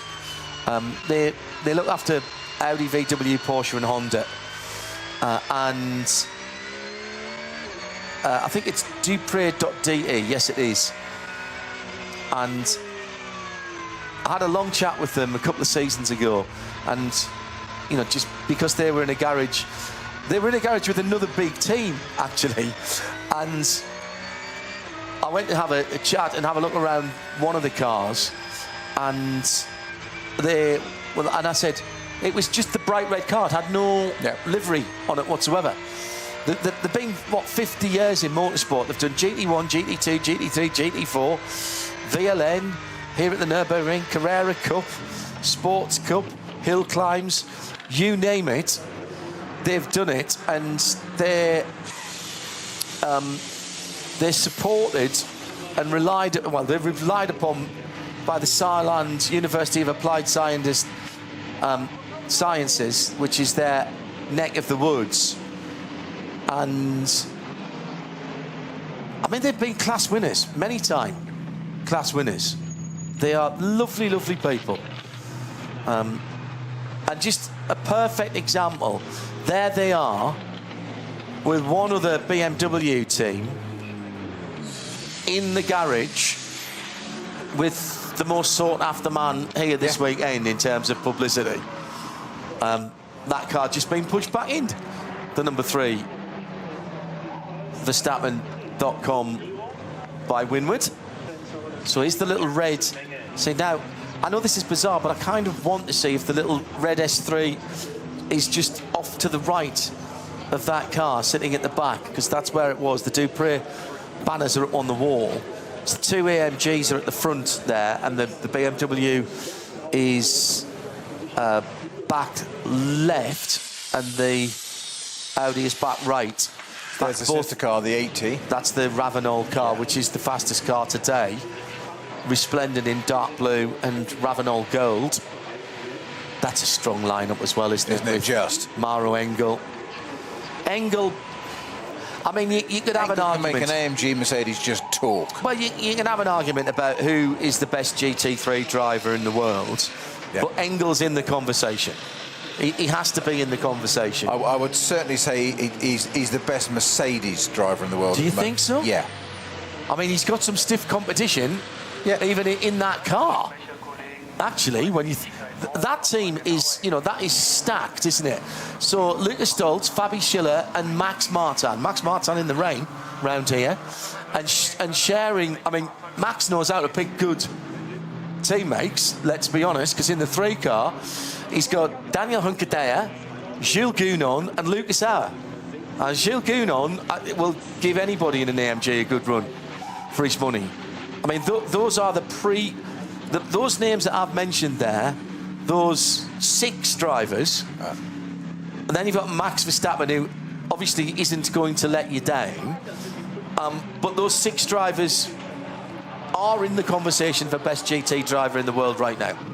You made me laugh earlier or made me giggle to myself when you were talking about Jean-Marc Gounon, Jules' father, who was paid for a season of single-seater for him, then said, right, the rest of it, get into Carrera Cup, get into Porsche, get into, with the roof over your head and doors and whatever, and that's the road for you and the avenue for you. And boy, was that the right decision. But it made me giggle inside because I was very, very lucky in the dark mists of time to have him as a teammate, or I was his teammate one race at Monza in GT1 days, and he was absolutely mad as a balloon. Yeah.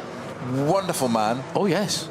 A crazy company, and tales I can tell you over that weekend. I cannot tell you on air. No. But nothing nefarious, but just so funny and just uber cool, and got in the car and just did the job. And outside one of my teammates, Mr. Bobby Verden-Rowe. Ah, yes. And did it so beautifully, so nicely. It was such a neat thing to watch doing. I once described it as he just got inside his head and scratched around a bit. The Dunlop Porsche, the number 17 car, spotted without any headlights. So they'll be getting a slap on the wrist of that. And I'm sure they would have wanted them. Yes, indeed so. I think they've been already summoned, actually. Talking to Maro Engel, as I brought his name up, and I think it was what was it at? It was at might have been, it was the back end of last year when Max Verstappen was here in the Ferrari, and Maro was at the 24 hours of Barcelona, and I was talking to him about, I see you everywhere, and he said, yeah, well, I'm not surprised. I'm doing 40 race weekends this year. 40 race weekends. That's no testing, nothing else. These guys live in the cars, and all right, I know in certain series you change your tyre manufacturer. GT3s around the world running on all kinds of tyre manufacturers. Michelin in the IMSA series, Pirelli in SRO, Hankook, Goodyear in the ACO series, and. But cast your mind back, Peter, to when you were doing full seasons. Full seasons might have been, 6 or 7 endurance races, and these guys are doing 40 race weekends a year? Yes, I mean, yes, but it depends on whether you did different series. And don't forget, those are 40 races across probably 3 to 4 championships. Not all of which are endurance, in fairness. Yeah, yes. So you can be doing World Endurance Championship. You can be doing IMSA. You can 24H series. 24H series. You can be doing NLS. Intercontinental GT Challenge, this is a round of, etc. So yes, so you did in the GT days. You did have people that did British GT and then FIA GT. Yes. And of course, since 20 years ago of the advent of the FIA GT3 series. Just one thing I wanted to very quickly mention, John. We were talking about who might be best in a car, and as you say, we like Twitter comments, whatever. But I've just got a little message from somebody. I'm going to ask you. I'm going to put to you what I've just been told. Yeah. And we were talking about who is the best in a car, possibly in the dry, and I'd say Max Martin in the dry. Right, interesting. Come from Simon Strang. Just popped up with. Yeah. He said he was Strangy. unbelievably fast in the old mate in 2018 when they should have won it. And he said Maxime is unbelievable. Full stop. Yes, he is. He is. Another one Good to hear of from you, Strangy. Hi, Simon. The next generation of racing driver being coached by Simon at the moment. He's a young lad, actually ripping up the British karting scene at the moment. Not with one of the fancy teams, but doing great work. Keep your eyes open for the Strang name coming through. The reason I said R was because the Ford Mustang GT3, the Ford Racing Mustang GT3 number 67, has just gone out. Now that is the car that's in the Army colours, and that is the Dennis Olsen, Fred Vervish, Frank Stipler. You know what? Frank might still be in the conversation. I know he's been around a long time. Dennis Olsen certainly would be. Vervish, yeah. Frederick Vervish been breaking records around here in that GT3 car for Porsche, taking on the Porsche records for Ford. He said, I think they set the fastest American car record in a Mark IV Ford GT, and then he took the GT3 out. Chris Meeks taking that car out. That was the car that's had its engine changed, so that's just gone back out. The Bundeswehr colours is the German Army colours on that car. One more thing to say. Yes. We know motorsport is a very small community. Oh, yeah. Very tight-knit, and we travel a little circus that goes to different places around the world. Travelling circus. Final message from Simon Strang. And I can show you this if you don't believe me. No. Just says, tell John I love him. There you go. So we'll just leave that there, shall we? Love you too, Strangy. Hello, Fred Alan. Vervish, as you say, back out in the Mustang. That's the number. Yeah. Is it Fred that went out? Entry, Right, that's interesting. Okay. Just compare the engine note of this to a few minutes ago Verstappen's V8 Mercedes, and how different it is, and the revs they're using. Well, first of all, it's a flat plane crank. Yeah. 5.4. I mean the revs they're using. Yeah, but he is revving it a lot confidence. more. Is this a team actually putting holes in the floor for the water to drain out? Or they're trying to ungum the drain plugs? No, so they've got the front end off, haven't Oh, they? is that what they're doing? Right, yeah. It's the front clip off, and it's... What car's that off then, Peter? Come on, work it out. I'm asking because I haven't got a clue. I think I know you are. I know you, Mo. Don't worry. Porsche?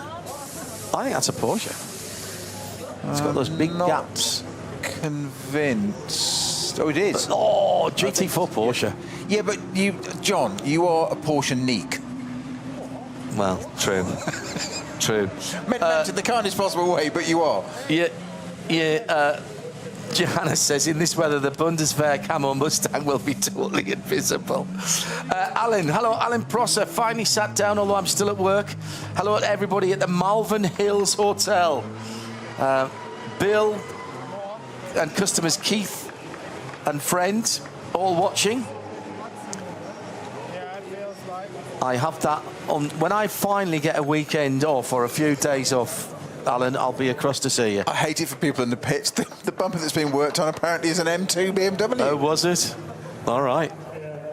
Even more impressive. Well, we'll see. We're in that garage now. That's so, KCMG. That's the 47 cars. That's box. I think that's box 15. It is. There. Is that an M2?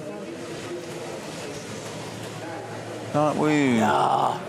987. That is a 98. That's a 987 Cayman. Yes, if that's the car next bumper. to it. Is that the garage that it's being worked on, though? But it was right in front of that car, and that car hasn't got Yeah, the but it's front not clip now. on. It's no. It's right in front of the red left of where the Porsche. camera is now, but That's the KCMG AMG, the number 47 car in that beautiful blue and chrome.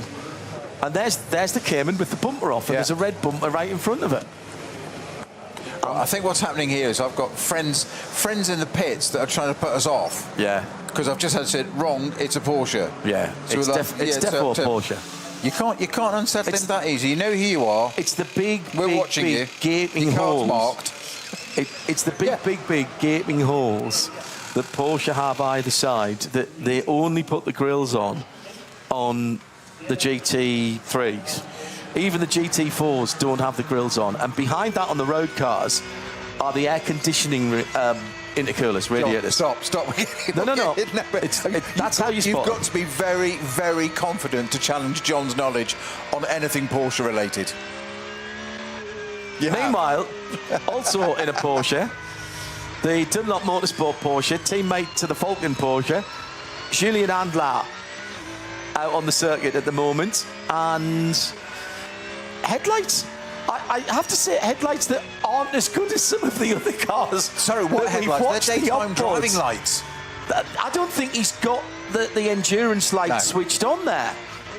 They are they're great. The endurance lights on the front of the lighting up the 992. curves, though, John, which is pretty important. Well, that is This true. is the 17 car that had the problem with the lights anyway, wasn't it? But it's got something on there. Good point. It was the 17 car that had no front lights. If you're watching the World It's picking Fleet up the TV, curbs. If you look, it's picking up the extremists of the track, which is absolutely fine. they're actually set back into the bumper. Yeah. And much lower down than most people's are. Yeah. So they are a bit more like fog lights, curb But lights. there's no long distance vision down the track, which is what we were looking at initially. That's a bit weird, that. Out comes the HWR Evo. This is the black and pinstripe number 61. Number 61 sits in 48th position. 3 classic colours for the HWR Evos.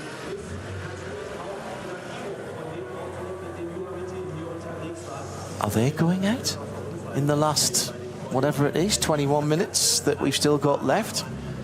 Been a long old day for the teams today, hasn't it?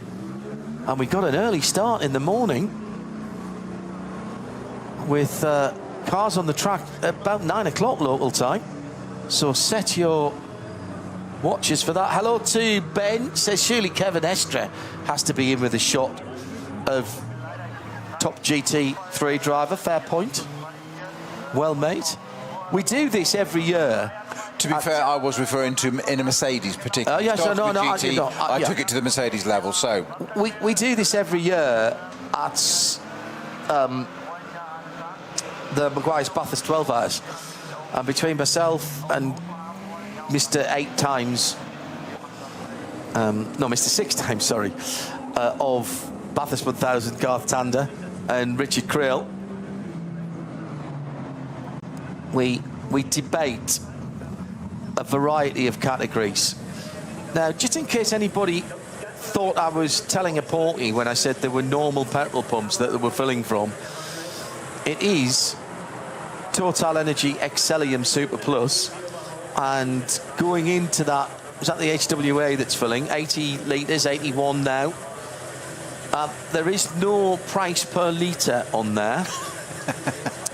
But I'll tell you why. Want to know. Well, I'll tell you why that is, because everybody, it is the HWA, everybody pays a fuel deposit when you pay your entry. And one of the most endearing things and the most enduring memories that I have of this race from the early years, and I suspect there's not any difference now, it's a big fuel tank, it's up to 110 litres already, is, I think it was the first or the second year we used to work in one of the hospitality suites over the pit lane towards the pit out. So when we packed everything up, so that would have been 2007 maybe, 2008. It's going to be 119. Oh, he's gone over. He's gone to 0.1. Don't you hate it when that happens? Yeah, exactly. It's always 20 He's absolutely, the fuel man's absolutely gutted. He's gone to 119.1 litres. He's got to squeeze another 0.99 in now. He's not going to get that in. So as I'm walking back along the back balcony and looking down at the Parc Fermé, we come across a big room. 119.12. Did get a bit more in. And there's a whole queue of people, a whole line of people, and a set of clerks sitting with what I was very familiar with. I started my working career in National Westminster Bank in the UK, in Sunderland. 112 High Street was my bank, 556111 was the sort code. And we used to have to add up the remittances during the day. And you didn't do that on a calculator in those days, Peter. You did that on an old adding machine. Pulled the lever, and you had a little printout that did it, so that if you had to go back and check if something didn't balance at the end of the day, you had a record of it. And here are 8, 10, 12 people doing that. Couldn't understand what it was, so I stuck my head in and spoke to one of the guys on one of the teams I knew, who had a whole load of paper in his hand.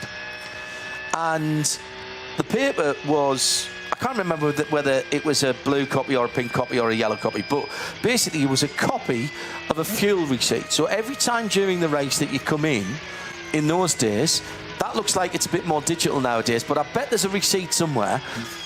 Then the person who is on that pump, there is an official on each pump, makes a note of it, gets you to sign, and you keep one of the copies.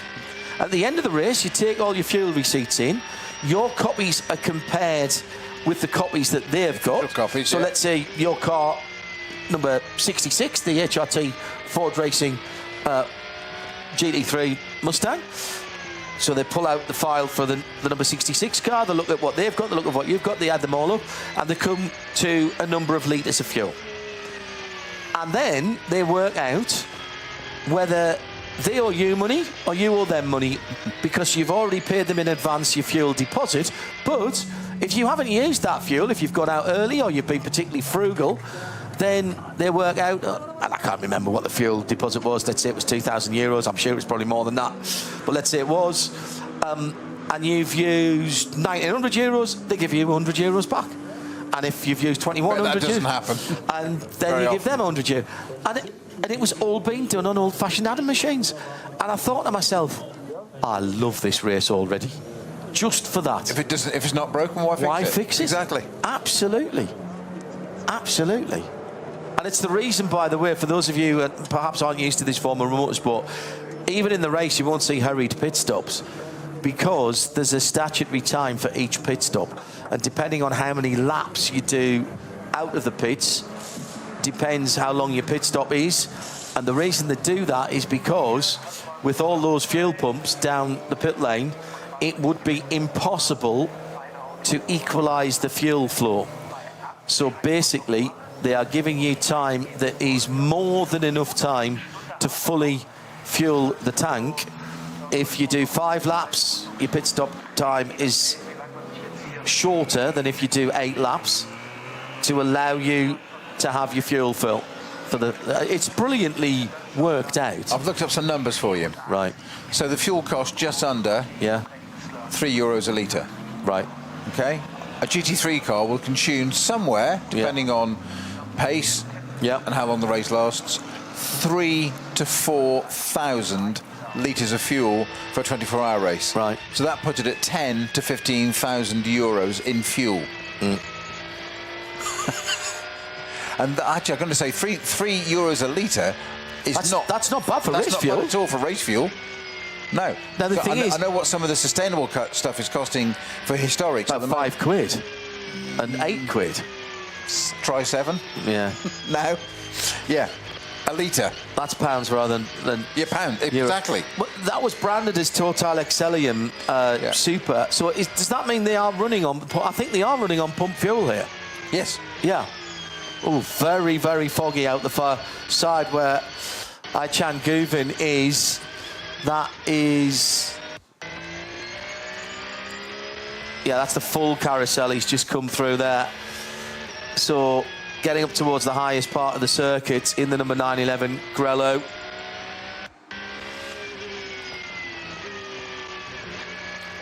Alan Prosser likes the HWA number 61. He says it gives him Tron light cycle vibes with that black and white paintwork. I know exactly what you mean. Right. Excellium Racing fuel is 100% sustainable fuel? Yes. Right, so it is a bit more, okay, it's between €4 to €6 per litre, which is more, I thought that was a bit more. It said Excellium 98 on there. The high-end road fuel is around about 2.5 to 3 litres. Right, okay. Euros per litre. Yeah. And fair play to Total Energies, actually, as we've just lost the sound from Manuel Metzger's car, so apologies for that. So you get to hear the eerie silence of the commentary booth at night. Fair play to Total Energies. I did a long trip to FIA World Endurance Championship in a Ford Mustang Dark Horse a few weeks ago, 2,600 miles, and by far, and there's the engine of the flat six purring away behind Manuel Metzger. Dan Harper's currently the fastest man on track. Surprised me not at all. And then the 99 Rover Racing BMW M4 GT3. Down to an 8:18. All right, so it's getting drier. Yeah. Just to finish the point about Total, it was noticeable that coming through France, and I got a tip off actually from a fellow traveller, and even on the péage, the Total Energies fuel costs were significantly cheaper per litre by sometimes 10 or 15 cents than local supermarkets. And if you were off the péage, it was well down. Now, then in Belgium it was cheaper still, and in Italy it was 20 to 25 cents cheaper. I'd never buy petrol in Switzerland if you don't have to, because that was very much more expensive. As I said, 2,600 miles that trip, and thoroughly enjoyed it. That's the Dark Horse R is the car on which the Mustang Challenge, or the Dark Horse rather, is the car on which the Mustang Challenge Dark Horse R, which we took to Le Mans last year for one of the support races. Chan Guven on his way back in the Porsche on the Dottinger Hurt. Nowhere near as bad as it was half an hour, 40 minutes ago. Still lifting for the Bilstein Bridge curve, Antonius Bucher. Early lift and down changes to thereof into the Tiergarten.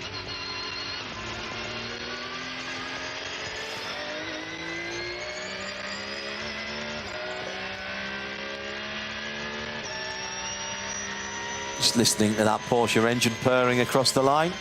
What was Chan Guven's time then? Yeah, that was a 57-minute 35.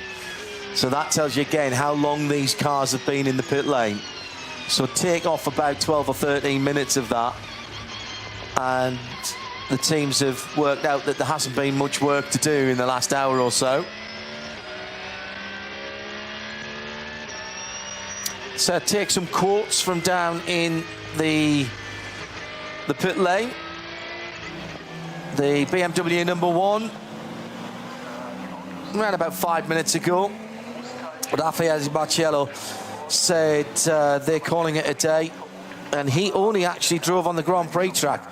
He said it didn't make any sense at all to go out in the Nordschleife and take a risk. It's dark and the wet conditions are varying too much. We've checked the lights again. We're close to the front. Our AMG looks fast, so do the Porsches, but we're here to fight and win again. Another car that didn't go out there onto the Nordschleife is the Winward car. Maro Engel saying it was very wet. We didn't bother going on the Nordschleife for the last few laps. Too much aquaplaning, very dangerous. We tested a few things on the Grand Prix circuit. Oh, now that's interesting. So the Dacia Logan has been given a 5-place penalty when Christian Dalfus was stuck up at the Cracchiola carousel. The stewards have deemed he did an unsafe U-turn, and his obstruction of the competitors have led the stewards to penalise him. Which car was that? That was the Dacia, the Logan. Okay. It's a tough call without seeing it. It's a tough call. If you, we saw it. And, I mean, if we swapped ends, it's difficult to get the thing round there. Yeah. Nicky Katzberg out of the Lamborghini Huracan, the number 130 app Red Bull car. He said, I just did a few laps on the GP circuits, as a few others have. It was almost dry at one point. I think we probably should have gone at the Nordschleife. It would have been possible at that point. But anyway, we're just trying to minimise the risk. The car's feeling good. Completed our full programme. And, sorry, that's just scrolled down out of the way. And what we've seen so far, we're happy with. Hopefully the weather gods will be on our side tomorrow, as well as on Saturday and Sunday. Car feels good. Mercedes seem fast. Porsche looks strong in the wet as well. Not sure we can keep up in the rain with the Lamborghini, but we should be good in the dry, so let's hope for that. Oliver Kuntz, very foggy, very slippery, very, very tricky. That should be on a T-shirt, shouldn't it? Just standard. Absolute challenge, but it worked out. The rain stopped for me, but the track was still wet, and when you have the spray from those driving in front, it's not so great. Oliver driving in the Cayman 718 Type 982, and it is the number 982, and we saw that car struggling just a little bit. What we're down to now, 7 minutes left. Chan Guven's gone out again, Peter, and he's just going down into the foxhole now. You're right about those curb lights, if you will, cornering lights, but I think I would want to see something throwing a little bit further ahead. Are their lights off, or have they? Do you think they've just? Oh, actually, hard to say now. But they're not as good as, say, the AMG, are they? That we saw earlier. Seemingly not, but this is all you need. You've got to remember this circuit, shorter coming onto the Dotting Hoa, where there's a lot of straight. You don't need to look that far down the road. That sounds silly because there's so much cornering here. 170 something corners we said, hasn't there? You're always looking left, right, left, right. You're always looking to it. So actually those curbs are what you're going to focus on. And in your mind map, your track in your mind will be negotiating those corners. Yes. And listen to the revs. So it probably doesn't matter that much, which probably sounds like a really silly thing to say when you're doing 120 miles an hour. But drivers are a strange breed, we know that. Oh, are they ever? Are they ever?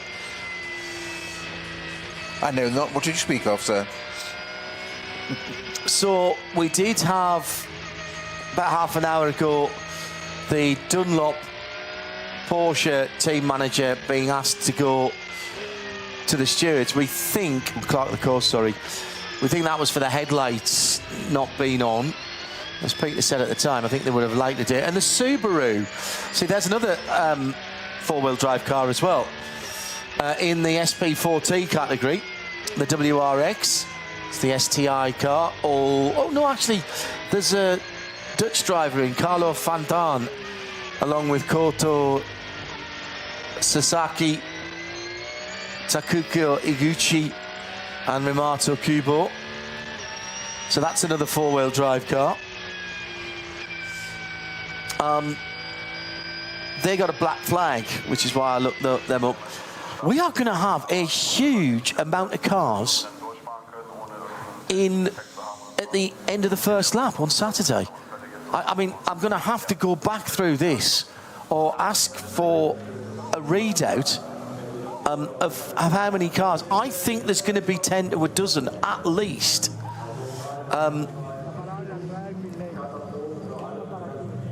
Some penalty points going on there.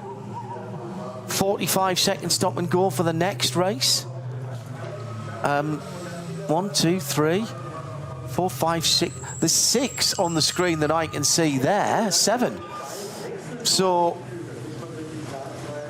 I think people are starting to wind down, aren't they, John? With 4 minutes to go, such as half a lap in reality, isn't it? Do you go out now and have one more go? No. Oh, there's another driver. I'm going to say not at this point of the weekend, because that's where it all goes wrong. Leo Ye has just got out of his car with a GoPro fastened to the visor. His visor. That is absolutely not allowed. That's against all regulations. That's a safety point, because visors and helmets are not homologated for FIA safety code with anything fastened onto them. what it basically, I was describing this to Joe earlier on, because he sort of looked at me, and basically a helmet and a visor are there to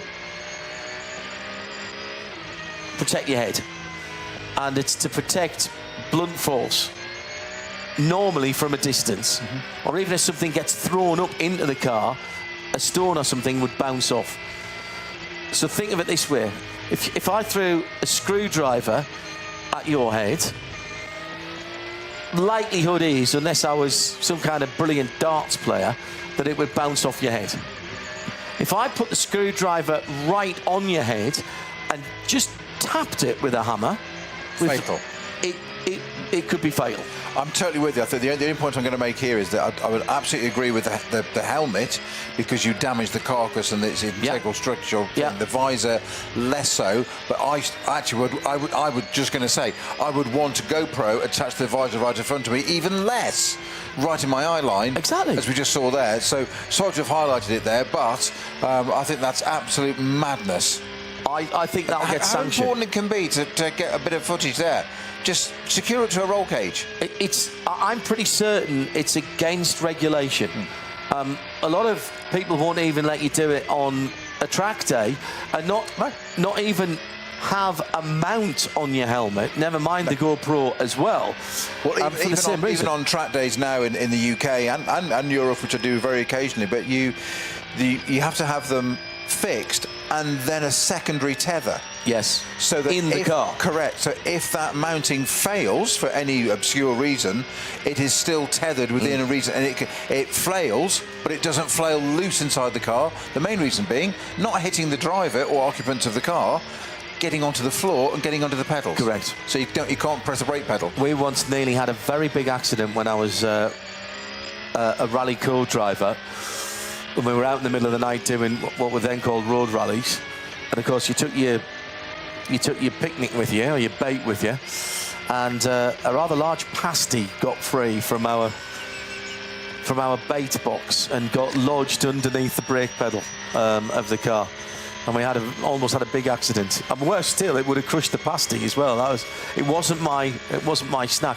I am being told by the magical voice, which is always inside my head, that there were quite punitive penalties handed out last year for drivers with mounts and or cameras on their helmet, be it... I just don't know why you would. I'm sorry. It's beyond me. But sorry, it's out there. But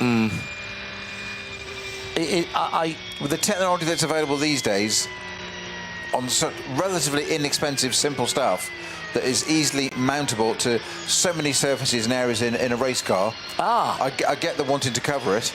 Alan Prosser, you're probably spot on. That driver, jumped out of the number 86 Subaru, which had got the black flag. I wonder if they gave him the black flag and that's why we got the pictures of it in the pit lane. Alan, you're a genius, mate. Always good to see him, Alan. Alan, yeah. In the pit lane for the Dunlop number 17 car, they're still... are they looking at the headlights? No, they're just turning it around. 86 flags is the come out. high-class racing. 86 is high-class racing, is it right? Okay. Yes, that was the car that you got out of. Sorry, not the Subaru. Yes, Porsche, yeah. The dark red and white. The checkered flag is out. There are a few people out there, including Chan Guvin.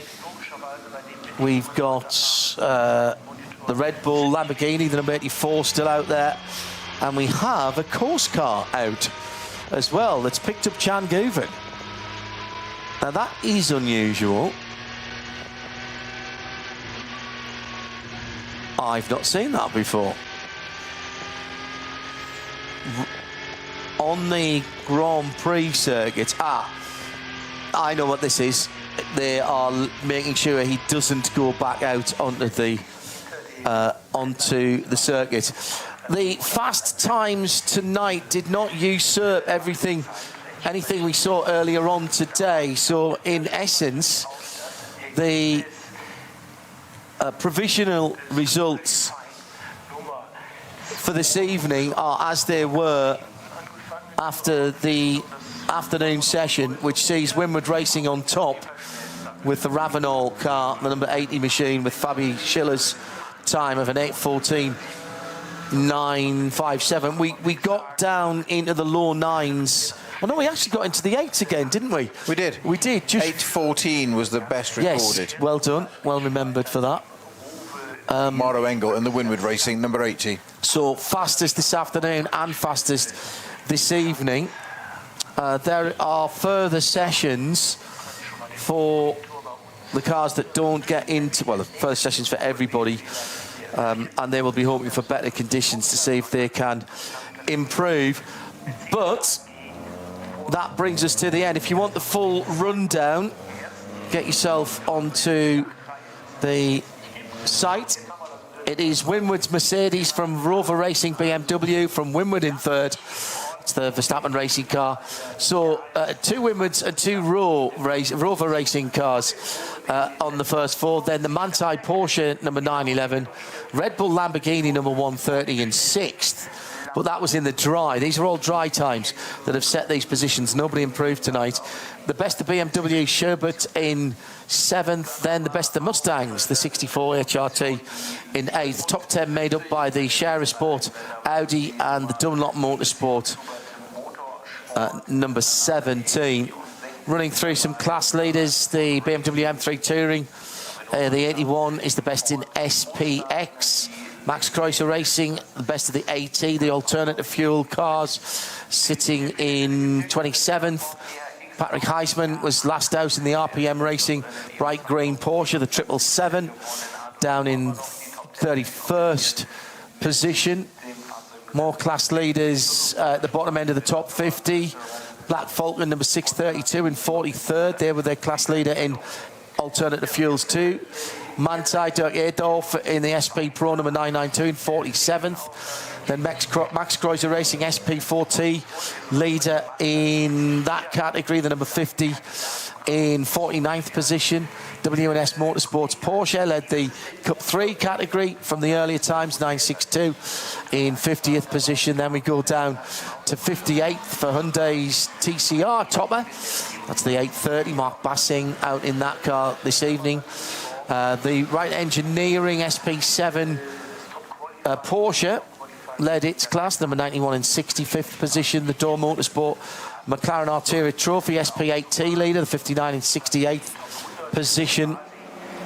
And we'll catch up in a second. The Porsche Cayman V6 leader was the 448 in 87th position. The BMW M240i leader, the 195 Adrenaline Motorsport car, in 94th position. The Dupre Audi Saloon VT12 front and 4-wheel drive. The Valkenhaus Motorsport BMW M2 Racing 898 in 103rd led its class, as did Max Kreuzer Racing's VW Golf GTI Club Sport, the number 10 car, SP3T leader.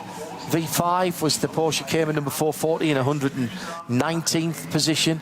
Remember, we had 161 cars on the starting list. The 325i class for VMWs was led by the 100 in 126th position. Toyota Gazoo Rookie Racing for the GR Yaris led the SP2T class in 109th position. And there are a couple more class leaders, I think. Oh no, just one more. Down in 159th position, the 325 CI, and that's, you look at the positions, and that is just about it for us for today. Started off in the light and in changeable conditions. It was a decision for the drivers on whether to go out at all or whether to go out on slicks or intermediates for those who had the opportunity. The weather was not really playing very fair as darkness fell and the sun dropped down to the east of the circuit. The weather got progressively worse to the point where there was about an hour in full darkness where very few cars were going out onto the Nürburgring. The problem was just getting temperature in the tyres, particularly the front tyres. We had a bit of argy-bargy between the BMWs in the shell colours, including, I saw somebody calling it Das Boot, because it's got a big boot. Not quite what it means. The Dacia's going to get a 5-grid penalty, place penalty, for an unauthorised U-turn at the Caracciolo carousel after the Logan spun and was left facing the traffic on the high side. And then they had a problem getting, the gearbox had seized for a moment and they had to crank it over and then get a point in the right direction. Dorian Boccolacci had a problem, didn't he, in the number 17 Dunlop Porsche. I wonder if that was what set the lights off later on after he clouted Good shout. the barriers. It got very, very bad in the dark. Verstappen went out for a single lap on tiptoes, which was counted as a 68-minute lap. That wasn't all Max's time, of course, because it had been in the pits for a very long